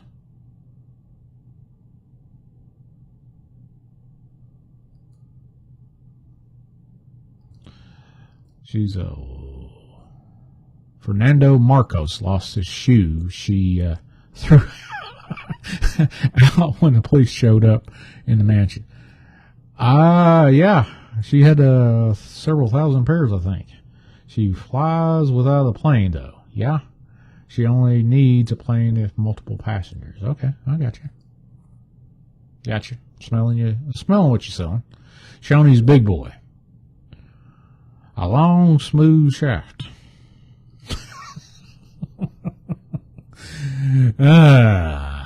There you go. So, I personally think this is probably a balloon of some sort. Personally. Imelda Marcus. That's a blast from the past there. Yes. All right, next up. I'm not even going to take a vote on that one. That looks... Is it real? Yeah, but I don't think it's a UFO. I do not think that's a UFO. Personally, but that's just me talking out loud and saying, hey, this is what I think it is. Is it or isn't it? All right, I don't want... okay, couple of videos that I find a little suspect, but you never know if it is or not. First one... Now, I'll just outright say this might be... well, we got Peter calling in. Hey, Peter, hold on just a second. Let me get you going here. Pop you in. What's going on, Peter? What's up with you, brother? Hey, how's everything going, Mr. Shawn G? How are you doing? Enjoying your New Year so far? So far, so good, other than the price of eggs has skyrocketed. That's about it. Oh, yeah, I know.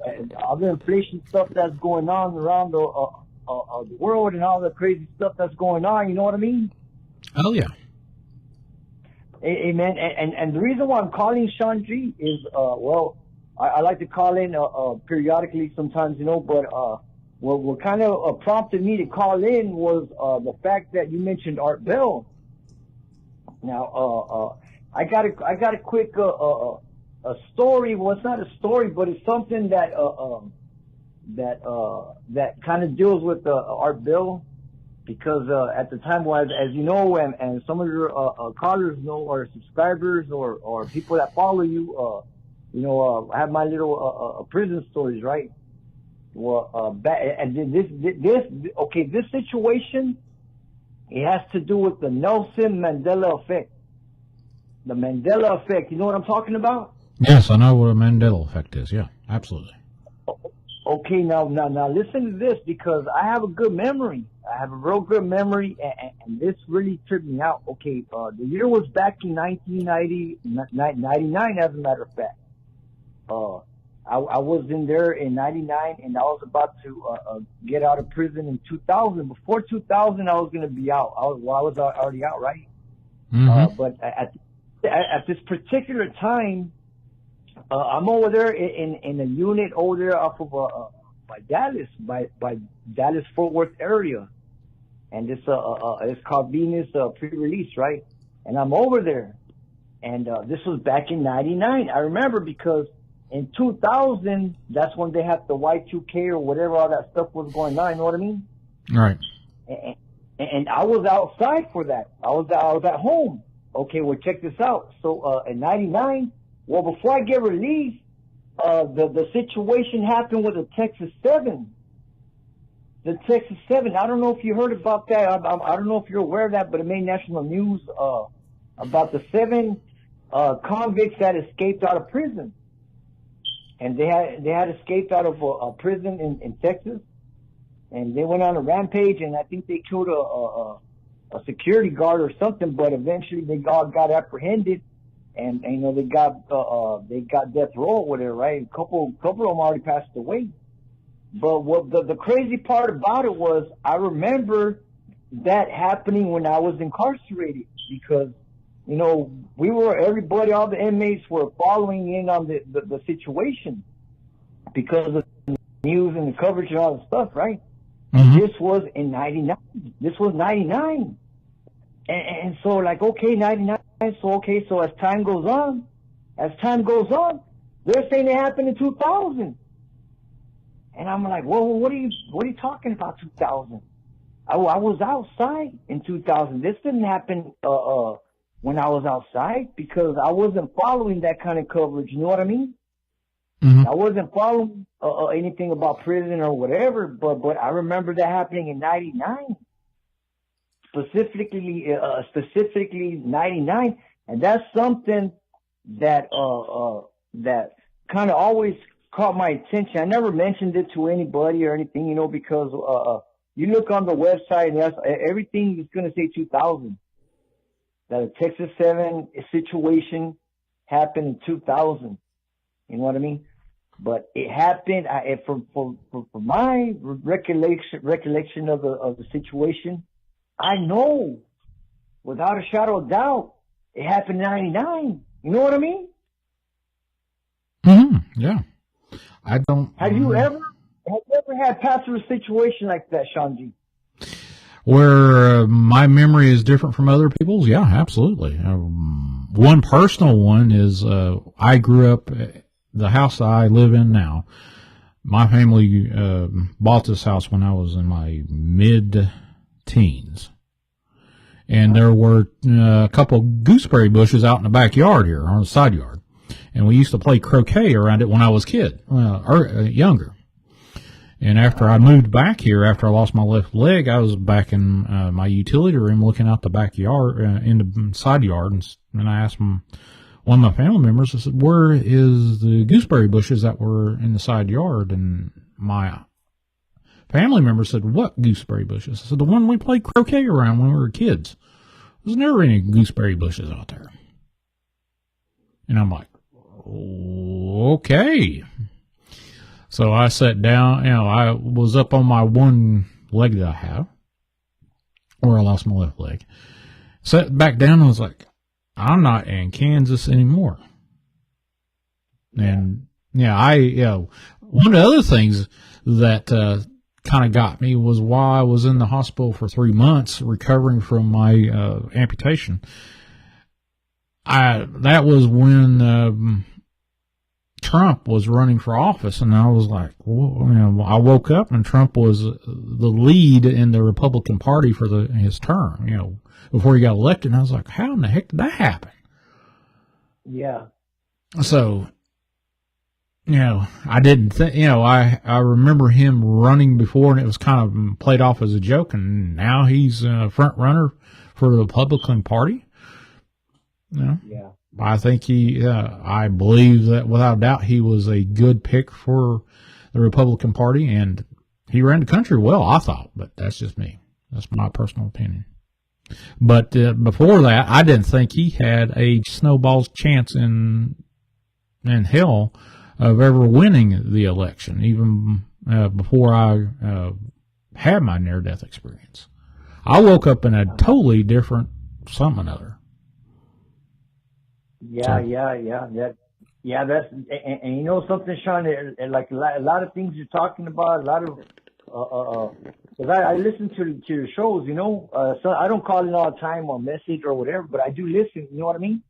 Mm-hmm. And a lot of people's I don't know. Well, nobody can explain the things that are going on right now.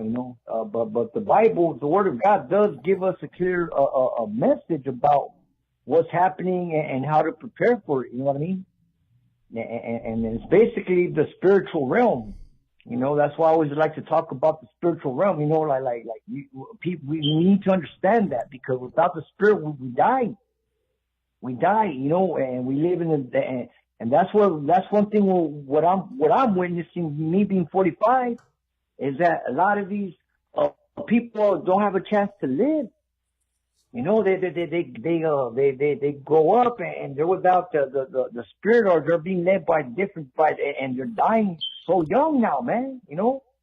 And it breaks my heart. And I pray, but I have the understanding because of that like the near death experience that God gave me the revelation about what I was going to be in my life, which was just a prayer warrior. What you are, a prayer warrior, mm-hmm. The people that pray. Because Yes, because that prayer warrior, a lot of people don't understand. But when you have that type of, especially me and you, because the fact is, the matter is, I'm single. I've been single all my life, right? I never had a wife, never had no girlfriend, whatever. And there's a time when I wanted that, right, out of life, but God always had that purpose. Like, no, it's not for you. I have what I showed you is that's gonna be your purpose, but I never understood it, right? And now all these years, I understand, that people like you, that pray, those are the people, those are the ones that God really listens to, because you have that connection, and when you pray for the people, it works. You see what I'm saying? Because a lot of people don't have that connection. They don't have that relationship you have. You know what I mean? You have that relationship. You have that gift and that light. You know what I mean? Because you were already there. That near-death experience, you got taken up to the light. You know what I mean? And when you came back with that light, the gift and knowledge and revelation and whatever God showed you. You know what I mean? And now you're out here preaching and telling the story. You're telling a beautiful story, Shawn, about your life, and allowing people to call in and tell their story. And that's why I always like to call and talk to you, because in my eyes, you're a brother. You're a brother, man. Like, you're not a friend. You're not this. You're a brother because I connect with what you say. You know what I mean? And not only that, but we both believe in the same Lord. You know what I mean? And we both prayer warriors in our own way. You know what I mean? You're up there. Where are you? In Tennessee? I'm just above the Tennessee-Virginia line, right on the border of Kentucky. I'm right there at the westernmost part of Virginia. I'm way down here in South Texas, brother. You know what I mean? I'm over here, right there, right by the border of Mexico. You know what I mean? Far Texas. You know what I'm saying?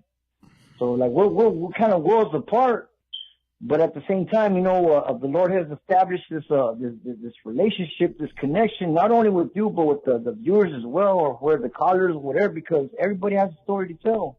And I want to thank you, Shawn, for allowing us to tell our story and for allowing us to tell our experiences, because that some people just need to get that off, and get it off or whatever. Some people just need to speak, you know what I mean? Right. And you allow that, man. So I just want to say thank you, Brother Shawn. Thank you for that, man. And I hope, thank the Lord, man. And I hope the book is coming along well, But with that being said, Shawn, I'm going to go ahead and let you go, man, and I'm going to enjoy the rest of the show, and hopefully somebody calls in with some stories to tell or something, you know what I mean? Well, they possibly will. I've got about 2 more videos, and I'm about 2 hours deep into the show so far. We'll see what happens. But I appreciate you calling in, Peter.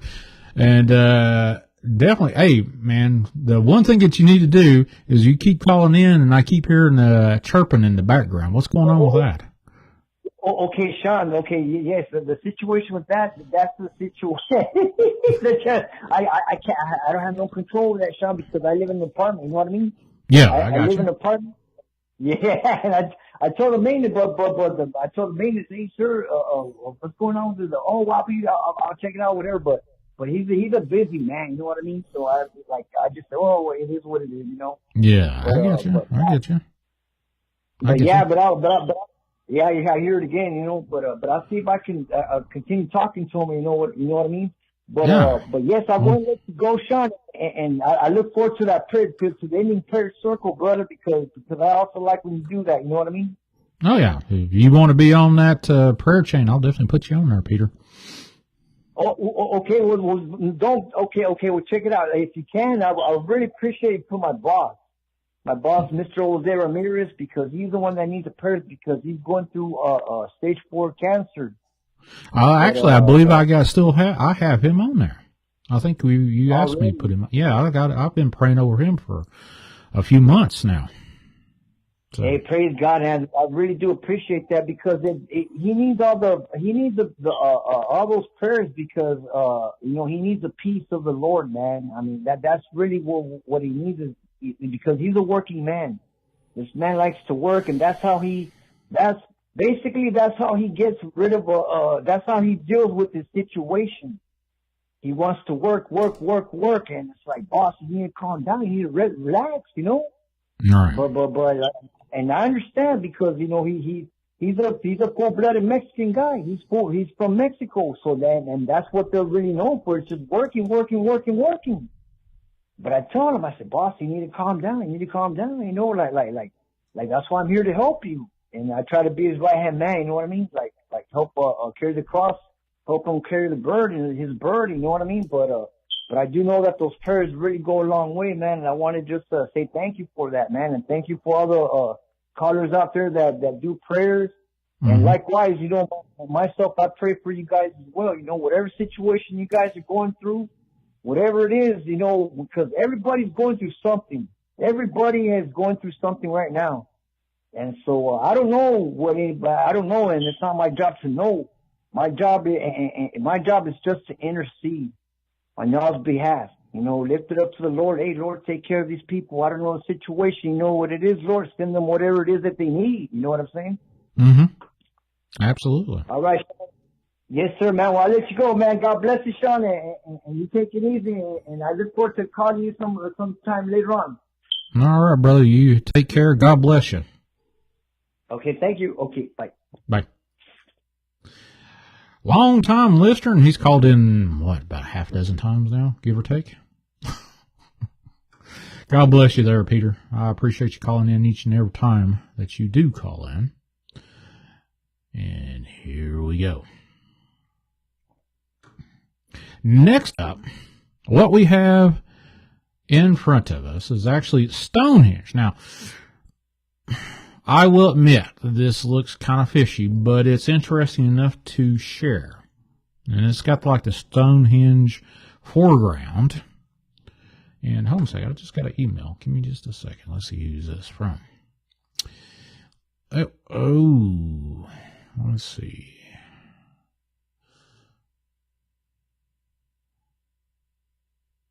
All right, I will, War Criminal. Do you want me to send it to, make it known? Well, I guess it's private. I will send it to them. Sure will. I'll do that after the show.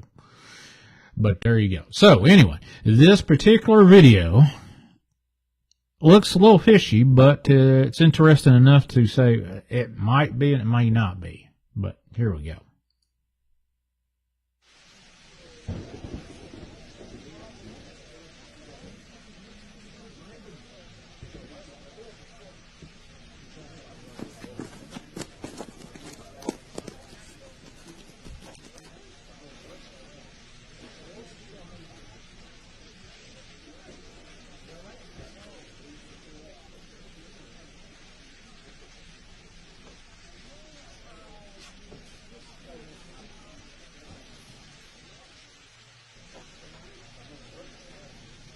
Now, is this a, not a production, but a real video of, I don't know. You would think, the primedisclosure.com. If you want to go see more of that, go to primedisclosure.com.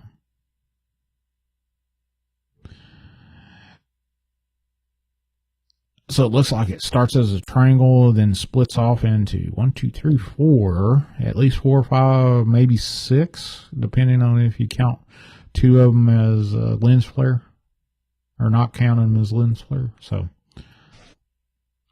could it be? I don't know.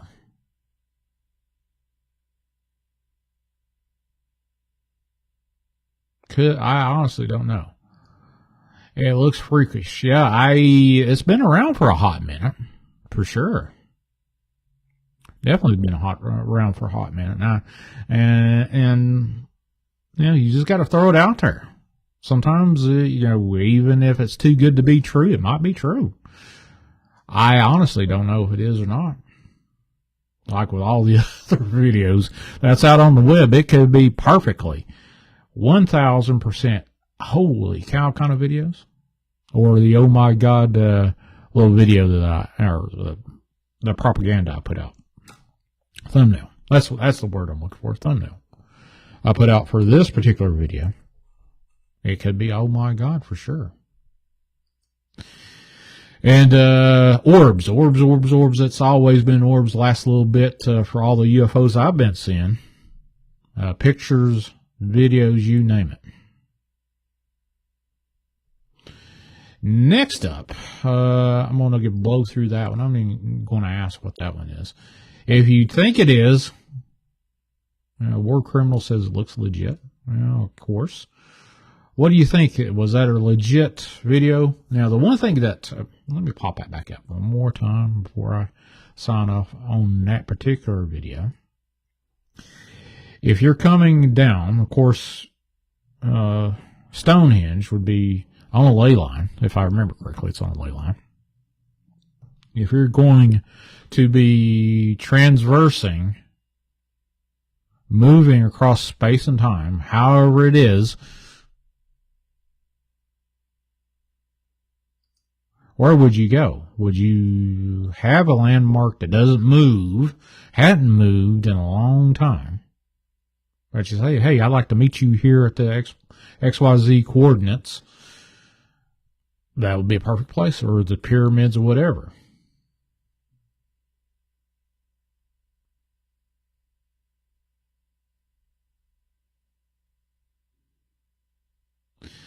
No, I don't remember that video, Lisa. I'll have to look. I apologize. I'll go back and look.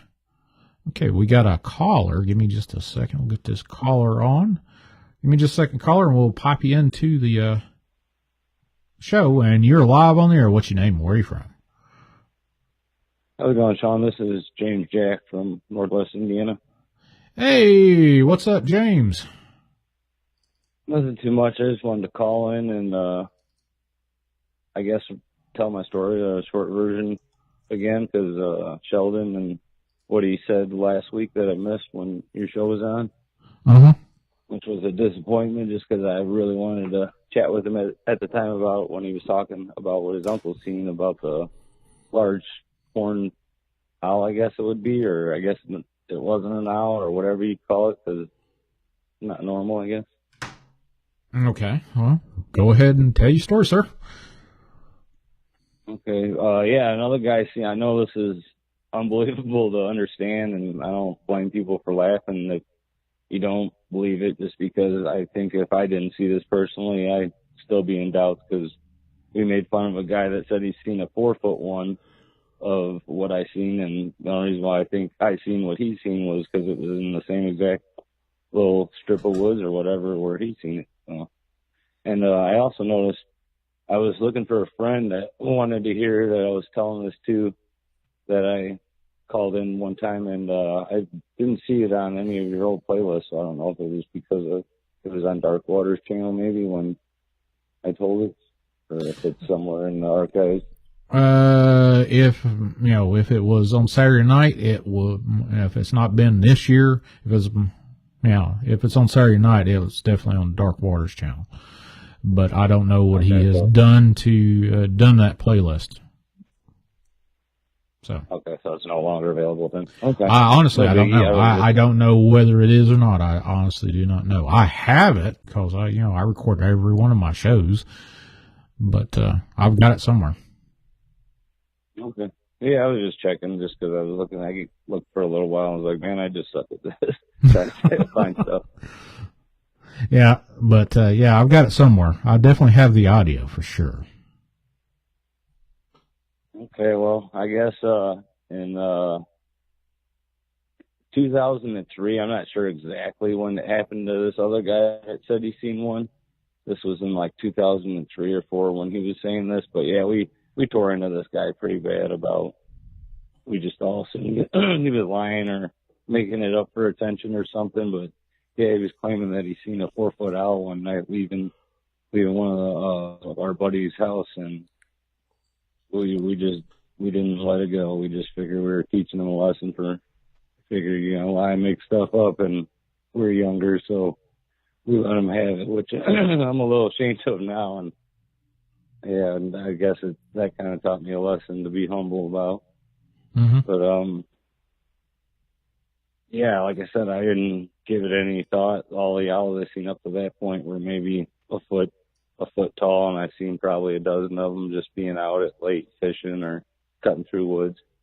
But 2007 is when me and another buddy were cutting through that same area, going to the same guy's house, and a dog chased us a week or 2 weeks before that and treated us. And my buddy, he barely escaped. I was able to pull myself up in a tree and from a branch that was hanging, and he waited till the very last second and was able to get away on a little sapling tree, which he used kind of like as like a rope just to get away high enough out of this dog's reach that was just roaming the neighborhood attacking stuff. But yeah, as we're cutting through after that happened, instead of him being in the lead, I was, and I heard the same kind of like quick leaf movement on the ground, because this happened in March, so all the leaves were out of the trees completely because they were blowing off from previous winter or whatever, this last year winter that it happened, and you were able to like hear sound travel pretty good through the woods, I guess, just because of it being that way. And you were able to see really good because there's street lights these are like dead end streets, so you were able to see from patch to patch pretty good all the way through like the houses. And we both were like, oh no, just because we heard the leaves moving around, and we were thinking they let this dog out again. And when we both kind of looked in the direction of the movement of the leaves, we realized that it wasn't a dog, it was just a raccoon, and it was leaving away from us. It was like running away because we startled it, or we were cutting through when it was looking for worms or something.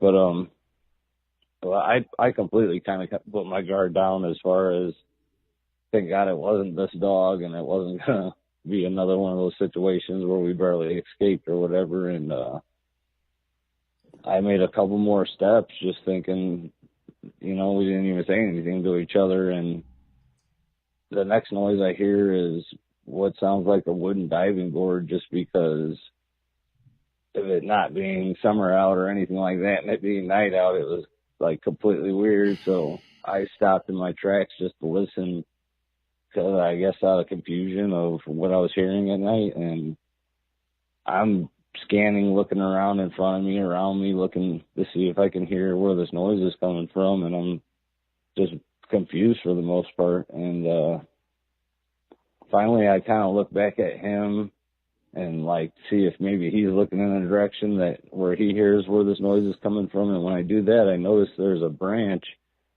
behind us pretty far that's still like whipping up and down, making the noise a little bit. And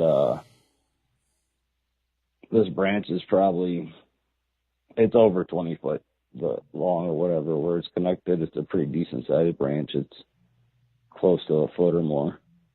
So it was on a decent sized oak. So I was just like, now I'm just like, okay, what is really going on? Because branches don't shake like that unless something heavy or large just jumped out of it. So I'm trying to like, this all happened in probably 2 minutes tops, or maybe a hair more. But as I'm trying to really, now I got an extra piece of this puzzle, which I'm looking at this branch or whatever, and I'm like thinking in my head, what could jump out of a branch that large and make it look like a human just jumped jumped off of it. And I'm scanning, like I said, you're able to see just because of the street lights that are on each road in between this little strip of woods, that, I mean, you can see pretty good. So I'm still confused. I'm not understanding or hearing, and now that I see that, it really doesn't make sense. So I kind of looked at him, and the fastest thing that I could come up with was bobcat, even though they're like not ever seen in that town, which was Cedar Lake, Indiana. And so how big was this thing? Since you said it was bobcat, how big was it? Well, I'm just saying, like the owl or the branch.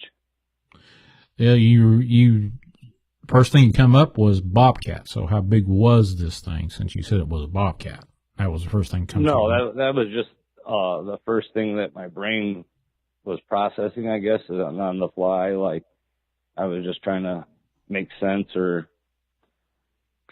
come to an answer or conclusion of what could be possibly shaking the branch like that. It was just the only thing that made sense to me, even though it didn't make sense. And when I turned to my buddy to tell him bobcat, he kind of rolled his eyes like he thought I was joking with him or pulling his leg, I guess. And I kind of like snapped back to the direction of the branch just because I felt like I wasn't joking around and he wasn't being like any help at the moment. So I figure I'm like doing us both a favor by trying to figure this out because he didn't seem like he was either helping or even understanding what was going on either. And when I looked back to see if I could see anything crouching or anything in the dark or anything, there was nothing on the ground below it or around it or hanging on a tree. So I'm just like, I'm just super confused as far as knowing what's going on still for those few seconds. Sorry. So then I turn around and I'm looking back in front of me in the direction that we were originally headed, which would have been north, and I'm still not seeing any movement out in front of me. I'm not hearing anything extra, and I was about to start walking again, and where this strip of woods is in between, it's like a ravine. Well, there's like a bunch of dead-end streets in a row, so each dead-end road that has a strip of woods in between it has a ravine, and by the time you're to this one where we were at, it kind of deadens out to where it's not as deep as the other one. So when you get to the middle of this, you kind of got to jump the ditch, which is only a couple feet wide, but it gets real low for that ditch. So I was on my way to start making some more steps, even though it still made me think, like in the back of my head, like maybe I shouldn't be moving, but what am I going to do? And nothing, I mean, I'm not getting any answers. So I started, I think, to make a couple more steps. And at this point, I'm on the incline, probably 10 or more feet away from the middle of this ditch that you got to jump over. And I start to get a little bit of movement, and the movement is in the treetops, like above all, like the thin branches at the top. And it just looks like a black mass, like a big, like ball. And this ball is probably, I mean, seeing it up there, it just looked like it was maybe 4 foot wide or so. But it just, you could tell that it was a black mass because it was darker than like the night sky around it, because in that direction there's eventually another city, so it lightens the sky a little bit. So I guess that's why I was seeing the black shape, and that stopped me in my tracks again, like made me freeze. And just to now figure out like what I'm looking at, everything kind of went into slow motion, I guess. So as it's coming through the treetops, and I noticed that it's kind of headed right in my direction on an angle from above me, like the next thing I guess I see is yellow eyeballs, the only thing like sticking out of the black blob of darkness coming towards me. And I can't see exactly how big they are at this point, but I'm just locked onto it. Like, I don't want to take my eyes off it because I don't understand it. But like I said, all this happened in maybe 2 minutes, a little over 2 minutes tops, the whole thing, from the noise that we heard of the wooden diving board of the branch. But yeah, as it's getting closer, I can start to make out a little bit of a silhouette because it's diving on such a sharp angle head first that it still doesn't like paint a picture yet in my head, like, okay, this is what you're looking at, looks kind of like an owl or anything like that. And at this point, I guess it's probably through the little branches, and I could definitely make out 2 eyeballs, and they were yellow. They were like, I guess, a darkish yellow with black dots or black centers.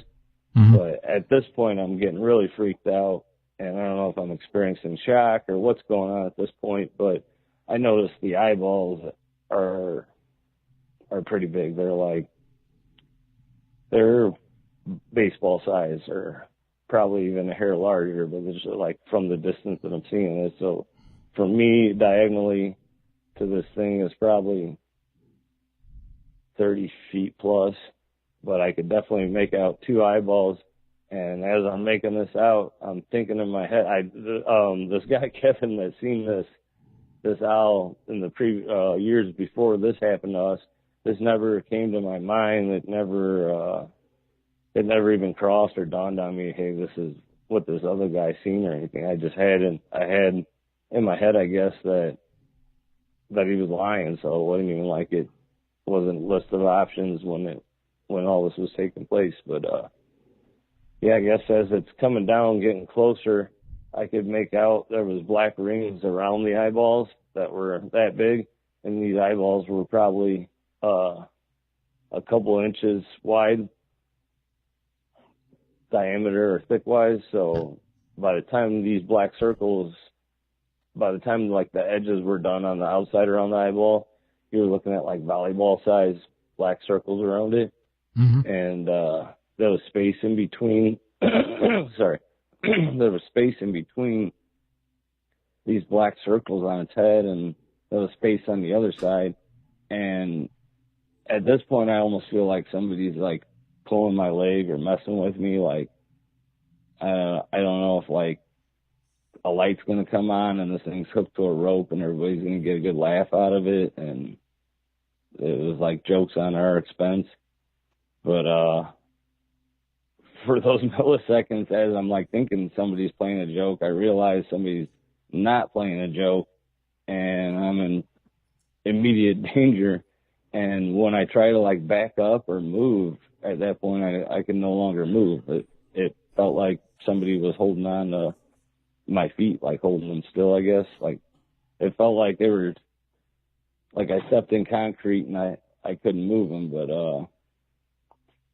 that's the point I guess I started to really panic, just because of what I'm witnessing. And at that moment, I guess I wanted to like lay down, because I felt like it was a bad dream and it really wasn't happening, or just like a way to make it all go away, just because I didn't have a sidearm on me or anything. I just like felt completely helpless, and it just seemed like it was just like unreal, I guess, just that it wouldn't happen. But yeah, then that wasn't helping, that I couldn't back up or move. So I'm really getting a good view of details as it's getting closer, and I'm thinking, man, this is it, because I can't retreat or defend myself or anything at this point. But then I could see its belly kind of come into view, and the belly on this thing it looked like glitter, not glitter like the silver end of glitter, but it looked very shiny. Like it looked like somebody took like fresh silver paint, I guess, that hadn't dried yet, and that's the color of the belly, more than just like normal shiny reflective. It was more like a wet, darker gray, shiny look to it. But the belly on it had black dots, like a grid pattern, like a pegboard would have, on this color shiny gray. And I'm like, to be able to see this at this point, it's definitely less than 30 feet from me, and I'm realizing also how much more bigger this thing is now from when it originally started. And I was just seeing like the mass coming towards me, and I even looked down for like a fraction of a second to see why I couldn't move my feet, or what was holding me, or why I couldn't do anything. And when I looked down, I just like seen my feet there normally. So I looked behind me real quick, because my buddy was there, and I thought maybe, well, he's close enough where he could just push me over or pull me out of the way and help me just like get away from this thing as it's closing in. But when I looked at him, he was behind a tree, the tree that I pulled myself up 2 weeks earlier, and he was just staring around the side of it, like, looked like his head, like his eyeballs were going to roll out of his head. And he was in no danger because he was behind that, and this thing's diving for me, and I can't move my feet. So, he was in a good spot, but I couldn't move, and he wasn't close enough at that point to make it over. I don't think in time to I don't think he was trying to put himself in any danger, because he could, I think, see in better view than I could of what was like just happening. But I snapped back real quick just because this thing, like I said, it was all in like slow motion, and when I did, I realized I was out of time, and the only thing I could come up with was, man, I just twisted my body, because my buddy, he's behind me, and I guess to like my left, behind this tree. So I remembered then that I could twist my upper half still, even though I couldn't move my feet. So I turned behind me and tried to do like a dive, I guess, with just my upper body to see if my feet would unfreeze or unlock and go with the rest of my body to get out of the way. And when I did that, it worked out better in my head than what happened, because I just ended up like face and chest first on the bottom of the woods or floor or whatever, and these leaves. And there's still a little bit of an angle. Like I said, I was walking down into this dip, so when I landed, I was facing uphill a little bit on this incline, and I flipped over just to see how close he was at that point, because before I made this dive motion, he had to have been less than 25 feet away. And when I flipped back over, he was extremely close, probably like 15, and I started backing up real quick, like you see somebody that like trips and falls in a movie and tries to get away from the bad guy, trying to escape or whatever. So I'm doing this weird, I guess,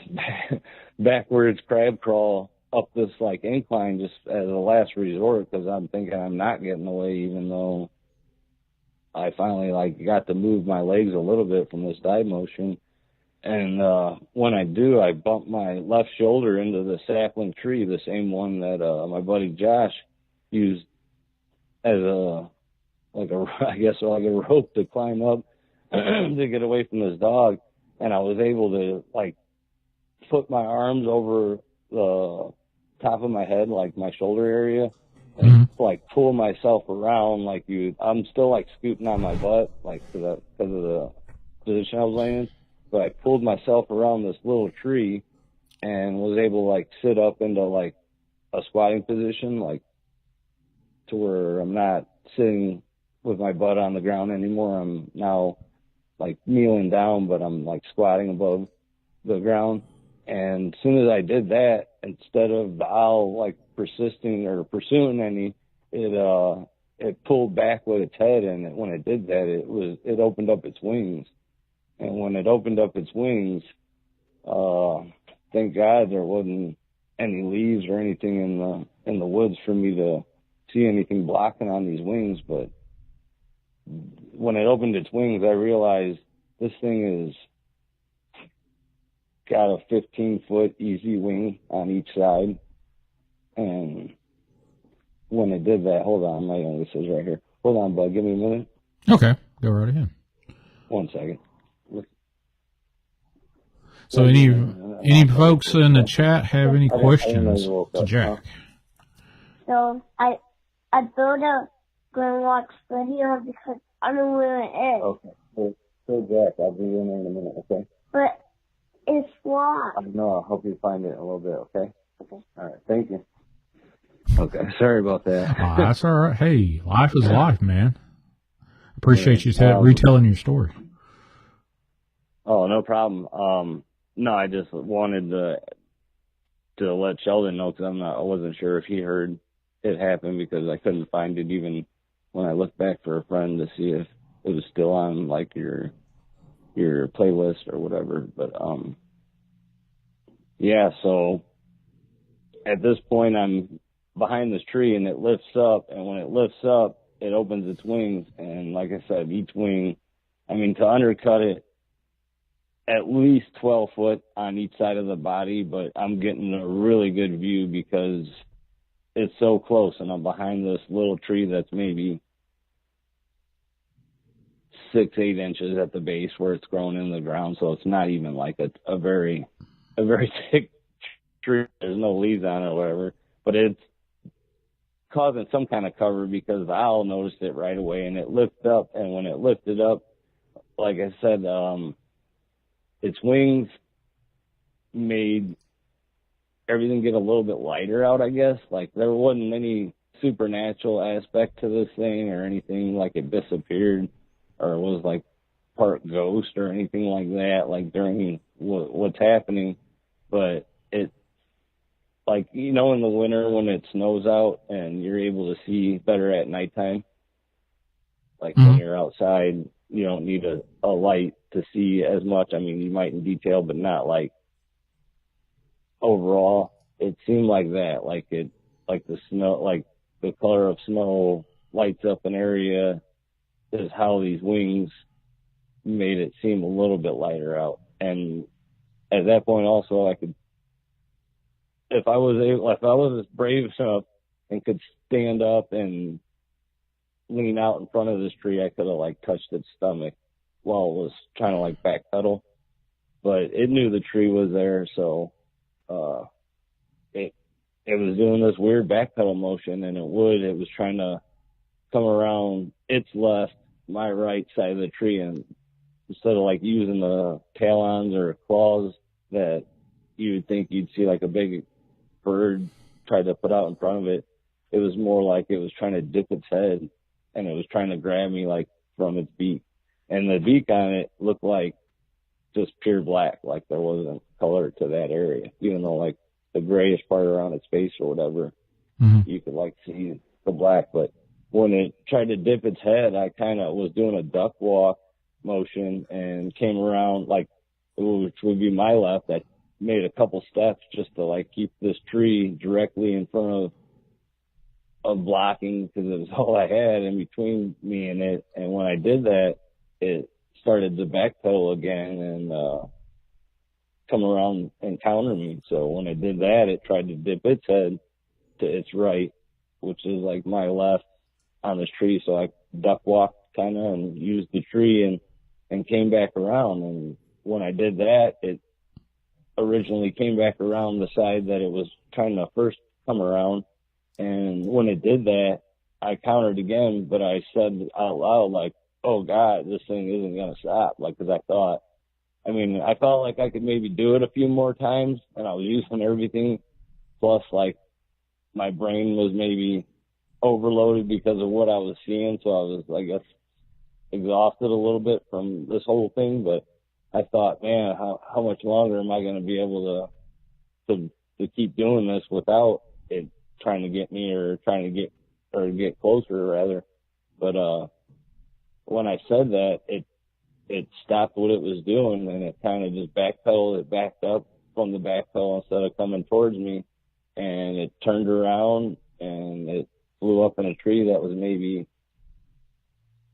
40, 50 feet away, and it was it landed up in its treetops. And when it did, it kind of, the dead wood or the branches without the leaves in them kind of clunked together a little bit when it landed because of its weight. So I'm assuming this either this thing put down quite a bit of force, or when it landed with enough force that it shook this tree pretty good at the top. And I was still in panic mode, so I'm kind of, as much as I could keep my eyes on this thing, I didn't want to take my eyes off of. I'm looking around for any means of protection, like a log, a stick, just something other than what I'm working with.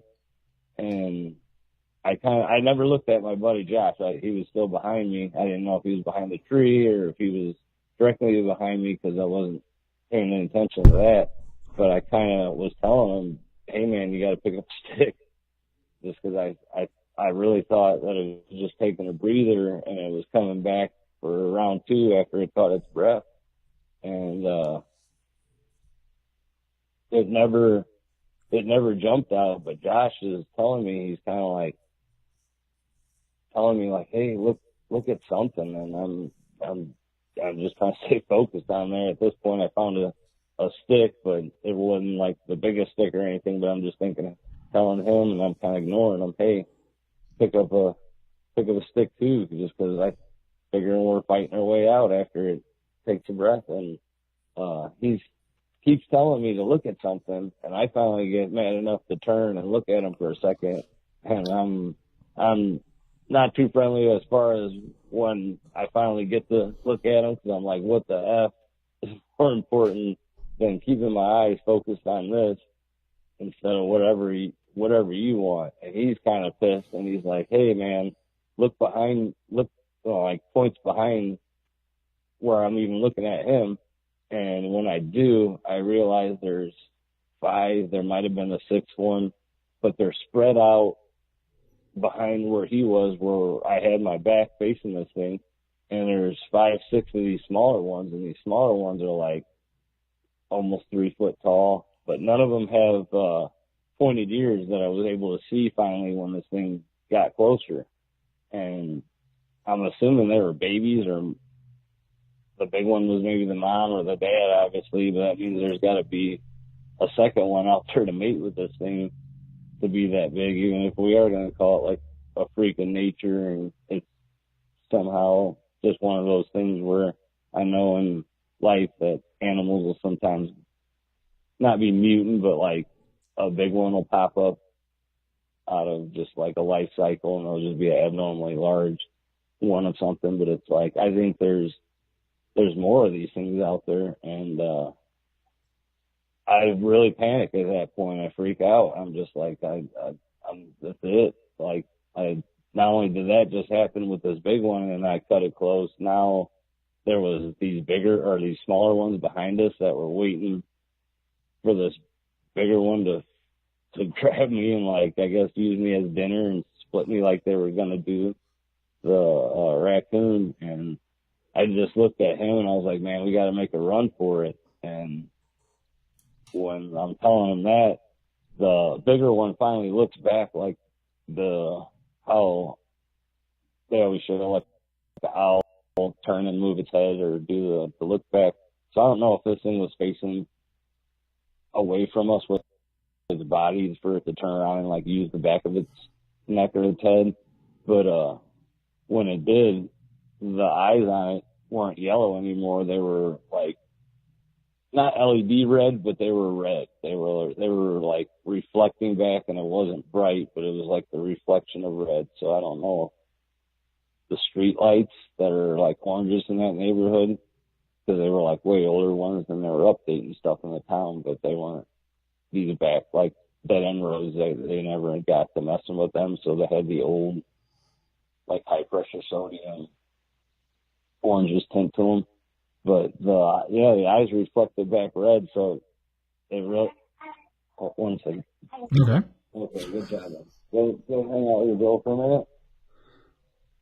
Well, hold on, I'm talking, so I don't want you to. I'll play with you in a second, all right? So, do you have dreams about this interaction? Oh, sorry, I was talking to my son. What's so, that? do you dream about this this event with this owl? Yeah, I actually had nightmares from it for a while, just because of the whole scenario.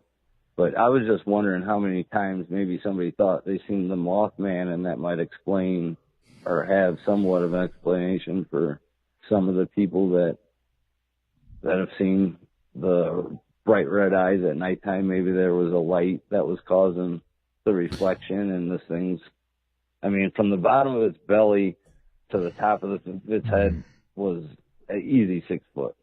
I mean, it was, and I never got to see its legs. If I did, I'd be lying, because I don't know if I don't remember it because of the shock, or I seen them and it just wasn't, and it, like as a threat, like for importance of a detail at the time. But I can't tell you I remember seeing any type of leg or talon or anything like that. But yeah, we made it to our buddy's house and busted in or whatever. But yeah, as far as dreams, after that, it wasn't like daily or nightly or even weekly or monthly, but it was like every now and then I get slipped in this dream where I'd be in the woods and the owl would either be up in a tree or already be attacking me like when it started and stuff like that. And then the weird part about that was when my ex was pregnant with my first son,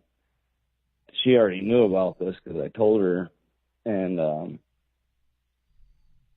one night on the way home, there was a large black bird that flew in front of her car on one of like the main, not a main, but like one of the busier ways into this town.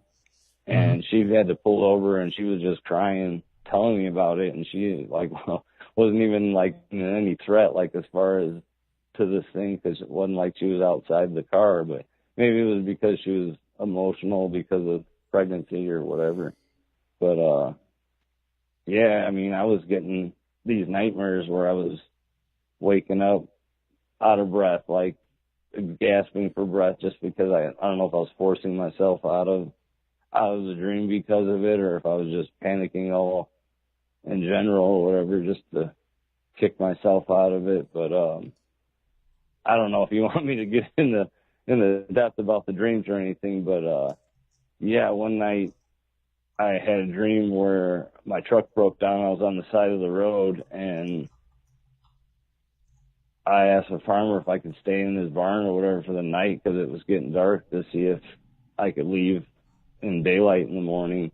And I hear something outside this barn, and when I come out of the barn that I'm in, I look up and I see this big owl, and it jumps off the barn. And in the dream, I'm like, oh no, just because it's one of these, and I'm feeling like it's a threat.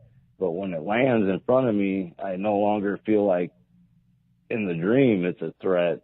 And it turns around, like, for some reason, I get on I know this is going to sound crazy, and I don't have many flying dreams, that I get on its back, and it flies me in the direction of my house. And when it flies me to my house, by the time we land, and it lands in the yard where I'm staying at, I noticed it's wearing a black, like, not a hoodie, but like I guess a cloak would be, where you'd be open in the front and just have like something over your back and like a hood on. And it lets me walk up to it, just because in the dream I'm thinking, I'm just like, man, I finally get to see a really good look up to its face, like within a couple feet away, and pull this hood off its head. And when I do, it's my mom's head, and it freaked me out so much that I like gasped and woke myself out of the nightmare. So how many times have you had that particular dream where you pull back the hood and it's your mom's face? That just the one time. So I don't know what that means or what that. Yeah, I mean, like, I knew when it gave me a ride home, like, obviously I wasn't scared for my life, or I wouldn't have got on its back when it turned around. But when I just didn't see that coming, I guess, in the dream, even though dreams are crazy. But when I removed its head and seen that, I like gasped for air and was just stunned or whatever. That's what it was. But then when my first son was, after he was born, I had a dream in the same town where it came down and our car had an issue. So next thing you know, we're on foot, me and my ex, and I'm carrying my son. And as we're walking, this thing kind of it's the black mass just like dive bombing us. So I give her my son, and I'm like, this thing isn't after you guys, it's after me for some reason. And I kind of fell behind and let them run forward. That way I would keep it by me or whatever. And I remember running up to the next house that I did see in view by myself, and I'm like banging on their storm door or whatever frantically, and I just remember them opening the curtains on their door or whatever, and kind of just shook their head like, no, we're not going to answer the door for you. And it slammed up against my back while I remember looking at them, and that woke me up like out of that one. And then after my daughter was born, then it happened again. And it wasn't like the night after my daughter was born or even like the month after it. It was just like a couple of years later after each one was born. I had another dream where it instead of it being at nighttime, this time, which was the first in itself as far as always being after me in my dreams or my nightmares, it was always nighttime out because it was night when it happened. But this time it was daytime, and it was taking swipes and grabbed my daughter out and had my daughter up, which was maybe a year old at the time. And I remember it flew up in a tree that was out of reach off the ground, but my only plan, because I had to come up with something as far as a plan in my head, was to run in and grab my gun and shoot the owl and catch my daughter, just because she wasn't like extremely high, but out of grab. And I was like, and when I came back out, and it was like a quick motion or whatever, me going to grab it, and when I came out, it was gone. It wasn't completely gone, but I could see it flying like out of view. And I just remember like crying and saying like, man, this is my fault. I don't know what else I could have done. So I like wake up out of that one. And the last time that I had a night terror about it, or a nightmare completely, was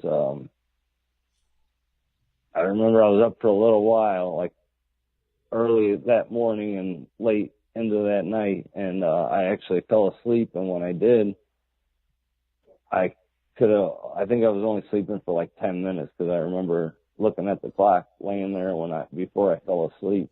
And when I did, this all happened in 10 minutes, but I thought for some reason I wasn't sleeping. So I hear like something tapping against the glass, and or like kind of rattling the glass on the room window in my room. So I moved the blinds out of the way to look out to see what's tapping against the glass, because it don't sound like an animal or anything. It just sound like a branch or something tapping. And when I moved the blinds out of the way of the window, it slams into the window head first, and all I see is like two big yellow eyes in front of my eyes. And when it slams in front of the window, I actually wake up in real life out of the dream. And when I do, it was like somebody threw a 5-gallon bucket on my bed while I was sleeping, and just like covered me in water. Because not only was I soaked, like I just jumped out of like a pool or something, my sheets, like in just around like the outline of my body, were like soaked, like they just had liquid on it. And I sat up just like gasping air. And yeah, that was the last time that I had any nightmares or issues where I had anything, not even like, it wasn't even thrown in there like that at all, a little bit in any other dream. That's when they finally stopped as far as dreams. But I had a lot of time to think about each one of these dreams that I remember, or these nightmares. And I'm wondering if it was like when I pulled the hood back and I seen my mom's face on, I was having a hard time dealing with it. Like, as far as I'm thinking about it, not every day, but almost every day. And I'm just like still wondering in the back of my head, like why it even happened or why I even seen that. And I was just wondering if it was like God's way of making it, like kind of putting it to rest a little bit. Like, not only did it give me a ride home after my truck broke and that happened, it was like, I don't see my mom as a threat. So maybe when her head was on this big owl's body, it was like a way to tell me, like, don't sit around like thinking about this all the time, instead of moving on with your life and just accepting that it happened and dealing with it, I guess. But later, after it initially happened with me and Josh, I took it personal, because it never, he doesn't like to talk about it. I can get him to answer questions, but he really like shuts down when I ask him about it, like he'll shake his head and nod his head for yes and no, but he really doesn't like to add much to it to help. But after that happened, he did go back out there several nights with me. Sometimes I even went alone because I took it personal. I wanted answers. I was out there with a gun. I would throw out hot dogs sometimes to lure in raccoons because I just wanted to get another opportunity for this thing to come back. And instead of me being scared and barely getting away like I did, just being able to have it'd be a fair fight and me have proof. And I didn't want to kill it. I wanted to keep it alive, but I was going to shoot it as many times as I had to get it to stop if I did see it when I went back out there. But eventually the leaves kind of just filled in the woods and you weren't able to see 10 feet in front of you for the most part. So I kind of gave up on it as far as going out looking back for it and getting answers or some kind of closure. But yeah, I just wanted to call and tell it again to Sheldon, just because I didn't know maybe if his uncles will listen to this and they'll think of something they didn't when they told it to him or whatever. But when he was, I didn't get to catch last week's live, so when I was listening to it later on and I was reading the chat or whatever, I was just like, wow, maybe this is what they seen. I'm not sure if this was close anywhere near my state of Indiana that his uncle seen this in, but I wanted to know if maybe they got a good look at its legs or if they seen its belly and the belly had anything to do with the same markings, and if the silver or the black was there, if they were able to see that or anything. But yeah, I mean, it was definitely a horned owl. It's just not normal because owls don't even, like I said, up to that point, all the owls I seen were like a foot tall. So I could see maybe if it was 2 foot tall that it was just a big one, but they don't come bigger than 6 foot tall, at least as far as I know, at least where I live, because it's like I said, it almost sounds unbelievable. And if anybody laughed, I probably deserved just because of the hard time we gave the other guy about thinking he was lying when he was telling us he seen this 4 foot one. But he never said it was a horned owl. He just said it was I even made him show me because we were at the house when he came back the next day and said that this all happened. I was giving him the benefit of doubt, but at the same time, I figured he was double downing because I was like, well, if this happened across the street, why don't you take me to where it happened? And when he did, he's like, it's right here in the trail. He's like, this is where it was, and this is where I was. And he's like, I thought it was a person hunched over, sitting in the trail at night. And he's like, when I said, who's there? He said it lifted up, and it looked like it was holding something in its hands when it flew over his head, and it looked down at him and just screeched. And he said he was terrified, and he took off running the opposite way, which was away from our buddy's house, because it flew over his head towards him, or over his head towards my buddy's house. But yeah, he never brought it up again.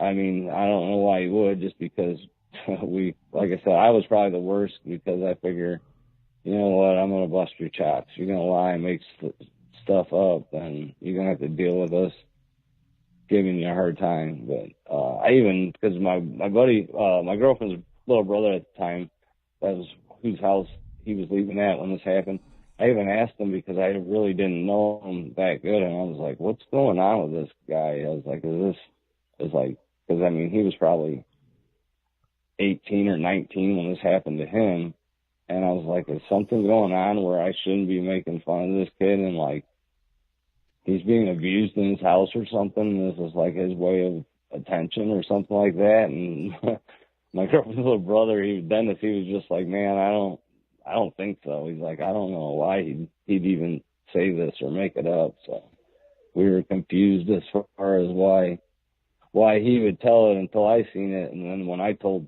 Dennis the night after it happened and just busted in his door, not knocking or anything, he believed. Hold on, bud. I'm sorry, I need a few more minutes, all right?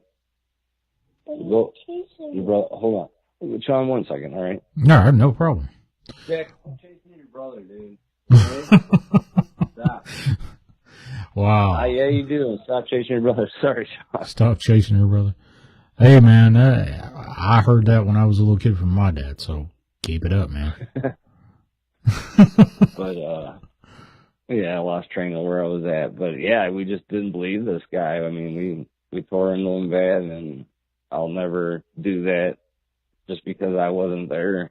And it taught me a lesson, just humbles me to know that as much as something sounds crazy, maybe it is true just because I wasn't there. But I'm just glad my buddy Josh was there, even though he don't care to talk about it or anything, because I would feel like I'm just glad he was there and he's seen what I'd seen, because he would, yeah, it would just, I'd go to bed really guessing and wondering every night, I guess. But I mean, after, I think it was like 2015 when all the Chicago sightings started happening, and the flying cryptids and whatever they're calling it, I think that's what a lot of these were. Maybe all of them weren't, but I think a lot of them were maybe these things, and I don't understand it myself. I don't know if they live in Canada and they just migrate every now and then, or maybe the one I seen was extra big out of the group of these things, but there's definitely more than one out there, because this thing had younger ones with it or smaller ones with it. I'm not a scientist as far as knowing what it had with, but it was just the fact that they didn't have the pointy horn hooked ears like that this big one had, and this big one, its ears were damn near a foot, Shawn, as far as like the little ones having anything. It didn't even look like there was baby ones coming in like on its head or anything. So, but yeah, I just figure I'd tell. I didn't know if Shawn or if Sheldon ever heard what happened to me or anything. And I just it looks like he's impressed. Yeah, looks like he's impressed and has can relate to your story from what he's discussing. Yeah. After hearing it last week and, well, re-listening it because it already aired, I was just like, man, I have so many questions to ask his uncle, and whatever they seen sounded very similar. I just didn't know if it was the same thing or if he was in my area or when they're in my area where it happened to them. So I mean, the only reason why I called him the first time a couple of years, like almost 3 years ago, I just wasn't planning on ever calling in. I just wanted to find out more answers and thought maybe, you know what, I'm going to listen to this show and somebody's going to call in and be like, hey, I've seen this owl, and I was going to get answers, but it still doesn't make sense. I don't obsess over it, but it's like I just want more answers, I guess. Do you remember a show I did with, what was that guy? Shawn Owl. He had, he was part of the Shawnee Nation, and he kind of distanced himself from that, but he had an uncle that was a shaman, and there was owls associated with that story where these shaman would change into owls, and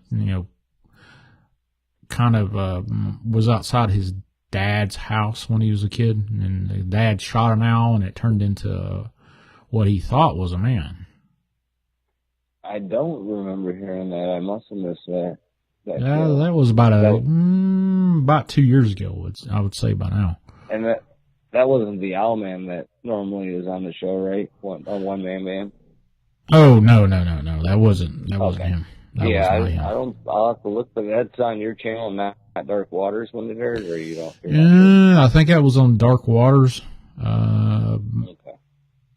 I'd have to go back. I just recently saw it on my archives list, but yeah. Let's see. D. Wilcutt wants to know, what part of the country were all these encounters in?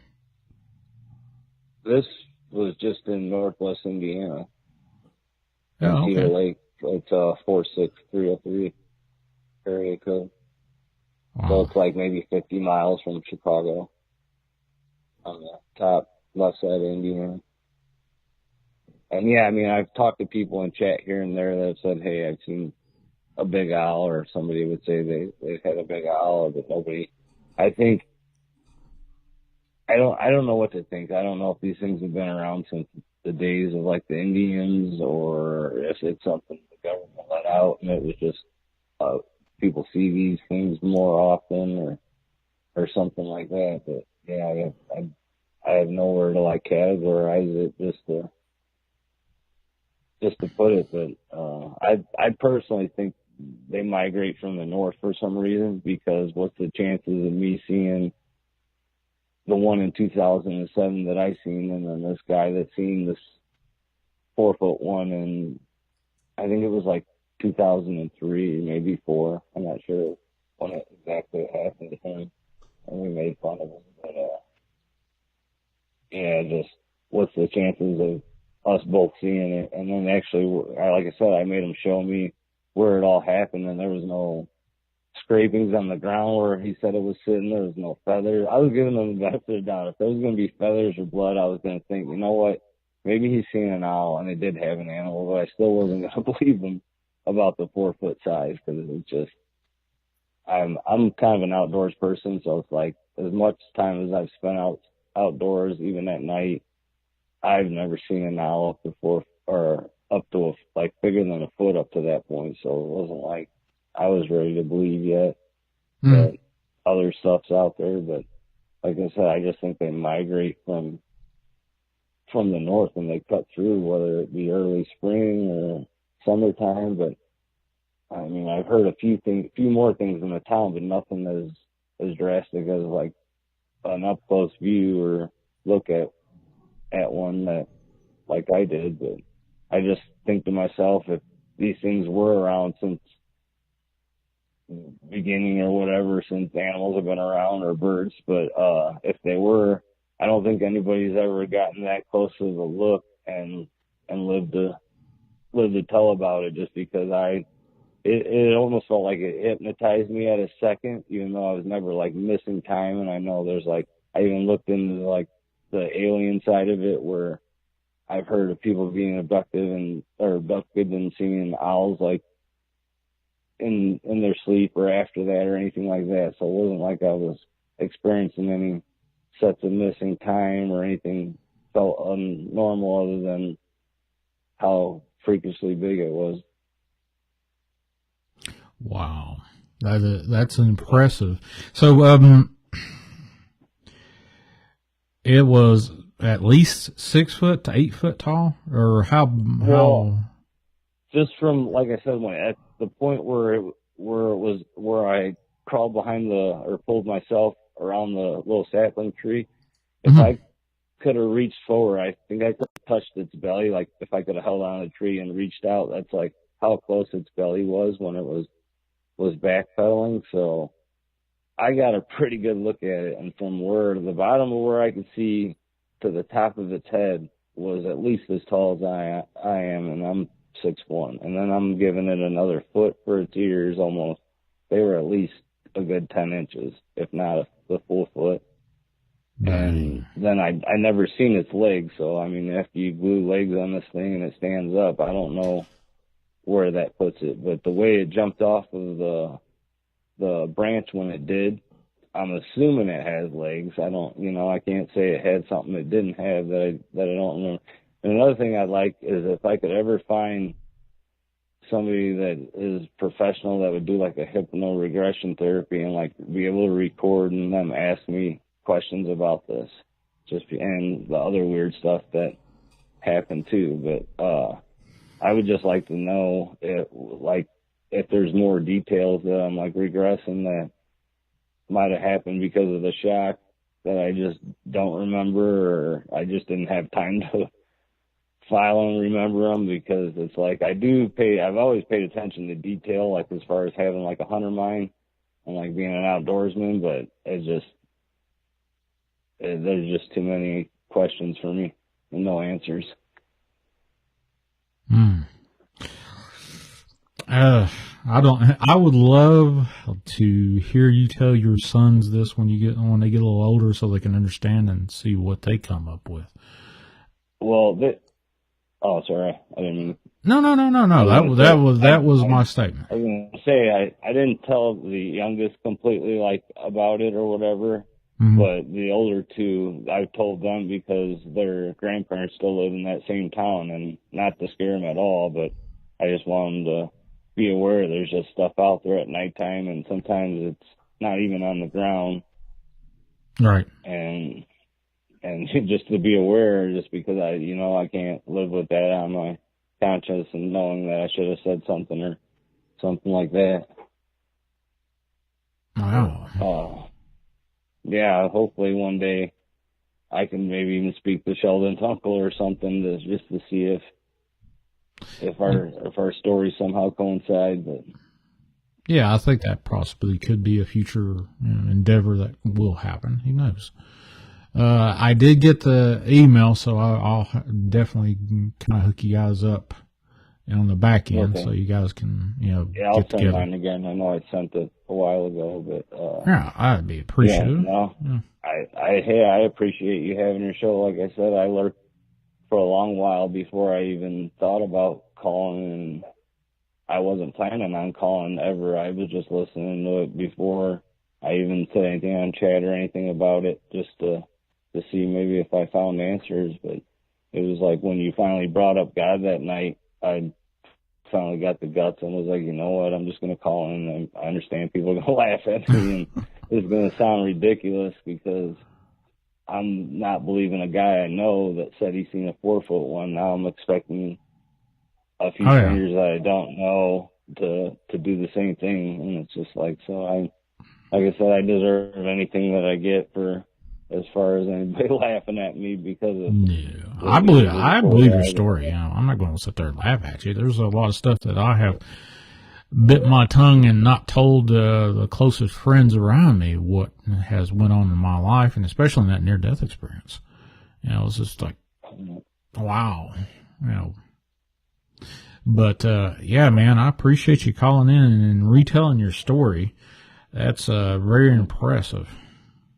Right. No, not a problem. Thanks for giving us a place to tell these. And as far as getting answers this way, if it wasn't for you and the show, I don't think I was ever going to hear anything more about it unless it ended up happening to anybody I know. So hold on. Hey, you got to go play with your brother on that side. It sounds like you won't have to go chase your son. Jack, real quick. quit messing with him. Hey, quit messing with him on the phone, okay? I'm not on the phone very often. Quit messing with your brother. These times are the ones that you're going to sit back and remember when you get a little older, and you can kind of. Oh no, they're great. Oh yeah, these are times that you just got to remember when all this stuff comes to fruition and they're grown and you see your grandsons. That's that's the cool thing about it. But James, I appreciate you calling in, brother. You've been a blessing to this show, and you've aided it, or you've helped in the chat and talked, shared your thoughts and stuff. And I hope that you continue to do that and call in anytime you want to, man. Okay, not a problem. And just thanks again for giving us a place to do this. And God be with us, right? Absolutely. God be with us. And if the Lord's willing and the creek don't rise, we'll do this again. Okay. All right. Thanks a lot. Thanks, everybody in chat. Bye. All right. Thanks, man. Appreciate you. God bless. Yep. Bye. All right. Jack/James in the chat. And that Shawnee Owl story I brought up, Lisa and Michelle said a couple of things about it, and I do believe, Michelle, you were right that his dad shot this owl that was, I would say harassing his dad, and he'd always shoot. I think it was a 22, if I remember, at these owls that were outside the property, and he shot one, and it kind of flew away. And the next day, one of the shaman wound up at the hospital, ER, with a belly wound, gunshot wound, if I remember correctly. I may be wrong. It's been a hot minute since I remember that. I was like, who was that guy that told the owl story? That was the same owl story. Shawnee Owl was talking about that talisman that they found when that old shaman, that lady shaman, died, and they went in and found this talisman wrapped up in a handkerchief, and it was old meat, old dead meat, and it started moving as soon as they unwrapped it, if I remember the story correctly. That was just as spooky as all get out. And impromptu truth is in the house. Hey, brother, what's going on with you, man? Appreciate you. So, I was hoping for 2 hours. I was hoping for a 2-hour show, a 3-hour cruise. I was hoping for a 2-hour show, and it turned out, we got Crazy Cajun that called in, or Skyped in, and then Jack called in, Jack James. Peter, as always, God bless you, brother, for coming in and talking giving us your stories. Shawnee's Owl's family was shaman, and also they were made mad at Owl for not taking up the... Yep, absolutely. And if I remember correctly, he was chosen by the lady that was a shaman, chosen. Owl was, or his dad was. I can't remember. Well, either his dad or his uncle. I think his dad was chosen by the shaman to, become a shaman, and he refused, his dad, if I remember the story correctly. And then his uncle took up the mantle, and he got mad one evening, and he got so mad his face turned into a dog's face, a wolf's face, if I remember correctly. Yep, that's right. Absolutely. There you go. Shell's got a mind of a steel trap. Memory of a steel trap there, for sure. Yeah, Sue, it has been a great show. 3 hours, and I was hoping, looking at what I had to talk about and what I had to show, I was like, maybe I could stretch it out to 2 hours. Definitely a 1 solid hour show, without a doubt. Now it's like 3 hours and 3 hours and a half. Yeah, he didn't want it. The uncle took it. Yep. There you go. Absolutely. Yeah, it was a scary... Al, if you are listening, I'd love to talk to you again, buddy. I think I still have his contact. I'll have to contact him. There's a couple of people that I lost track over the last few years that I'd love to talk to again. I think I still have their numbers. And I'll try. You never know. You never know what you're going to get when I start hunting and pecking and wondering what the heck's going on here. But let's go ahead and I think... Let's see. Let me go ahead and transition back to this. And no, I didn't want to do that. There we go. Okay. Let's get rid of the... All right, here we go. So as you know, at the end of every show, I say a prayer.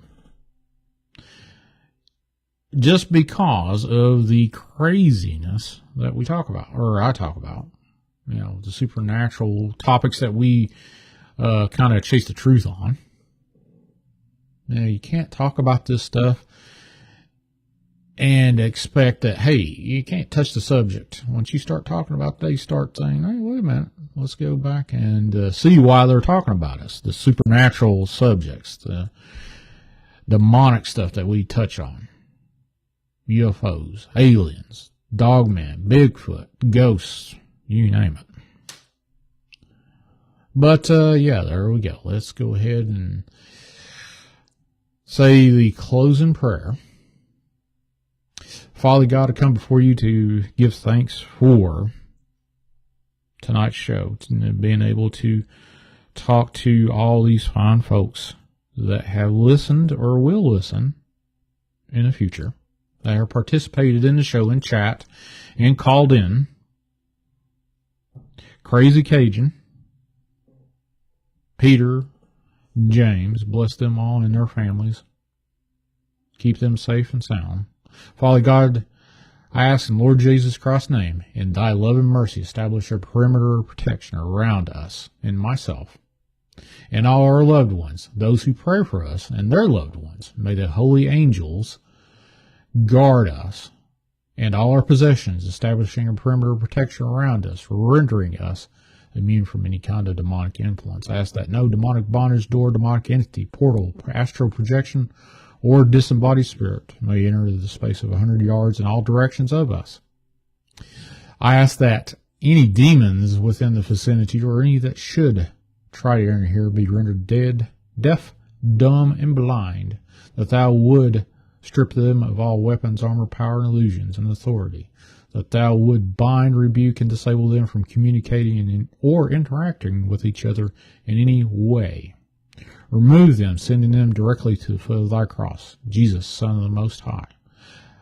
Father God, please bless the following folks: Keith and Jimmy, Glenn and family, Joanne, Marlon's niece, Sheldon Aiden, Laura and her family, Julian Jeff, Justin Walker, Sharon Guy, Brenda, Julie S., Aaron and Erica, AJ K., Claire Ellis, Doll for spiritual support and strength, Stimulate, Jack and his children, Juanita Hicks, Kim, Amy, Beth and Kurt and their father, Wes and his dad, T. Willis, Daryl Pratt, Jose Ramirez, Julie Wheeler, Marquetta Jones and her family, Holly, Sharon Arms, Kevin, Hugo Nagy, and anyone that has silent, unspoken prayers. Father God, bless those folks the only way that your will can bless them. I ask this in thy glorious and most holy name, your Son, Jesus Christ. Amen. All right, folks, if you want to be a part of the show or call in or you need someone to pray with you or pray for you, you can either email me at chasingthetruth2018@gmail.com or call or text me at 931-994-6917. And, wow. I can honestly tell you, every time I do this show, I kind of wonder, well, what's going to happen? What is going to be, well, it takes its own life. The show does, for sure. And I was hoping at least an hour was what I had before me to share with you folks. Kind of spend time with you. Break up the monotony of everybody that, they go through their entire week and they're dead to the world and all they want to do is just use the weekend to decompress. Hopefully I helped you decompress a little bit. And please keep my family in your prayers. My poor mother, she fell and hit her head, and she had an emergency CT and everything's fine. She just had a nasty looking cut and bruise. But pray for her. Pray for my sister and my niece, Courtney. God be praised. She had a good outcome with her tests and stuff. So she just had to do some yearly testing and stuff. But God be praised for that. But God bless you, Hannah. I will definitely say another prayer for you after I get off the show. And if you want to be a part of that prayer chain, you can email me, like I just said, chasingtruth2018@gmail.com. All the links are in the description and the numbers and all that good stuff. All my digits are in there. Follow me on all my social medias and you name it. James, appreciate you, brother, for calling in and telling your story. That's just impressive. And Sue, congratulations on your house there, hon. You and Buddha, holy cow. I hope he's doing great and all your family's doing great, which I'm pretty sure it is. But that'd be it, folks, for tonight. God bless you, and keep it between the mayonnaise and the mustard.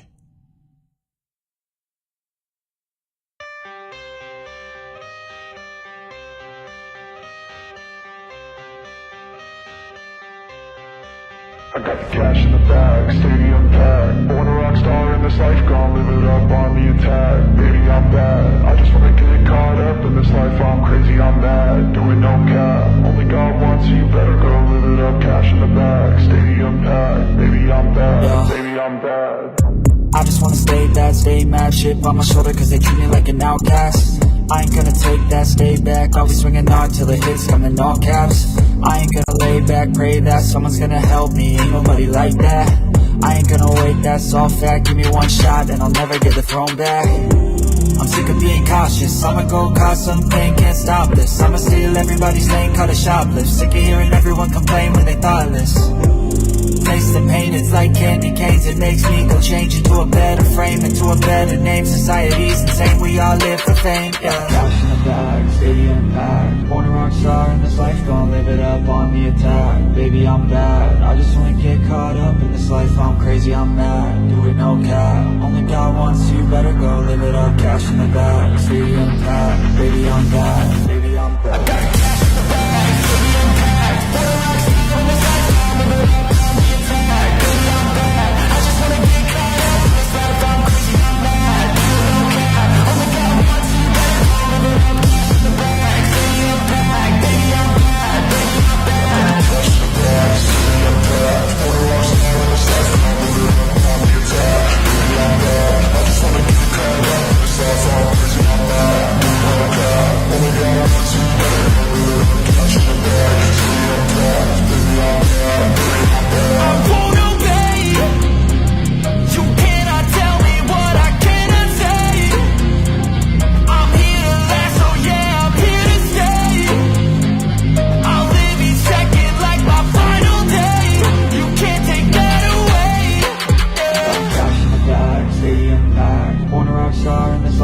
Live it up on the attack. Baby, I'm bad, I just wanna get caught up in this life. I'm crazy, I'm mad, do it no cap. Only God wants you, better go live it up. Cash in the bag, stadium packed. Baby, I'm bad, baby, I'm bad.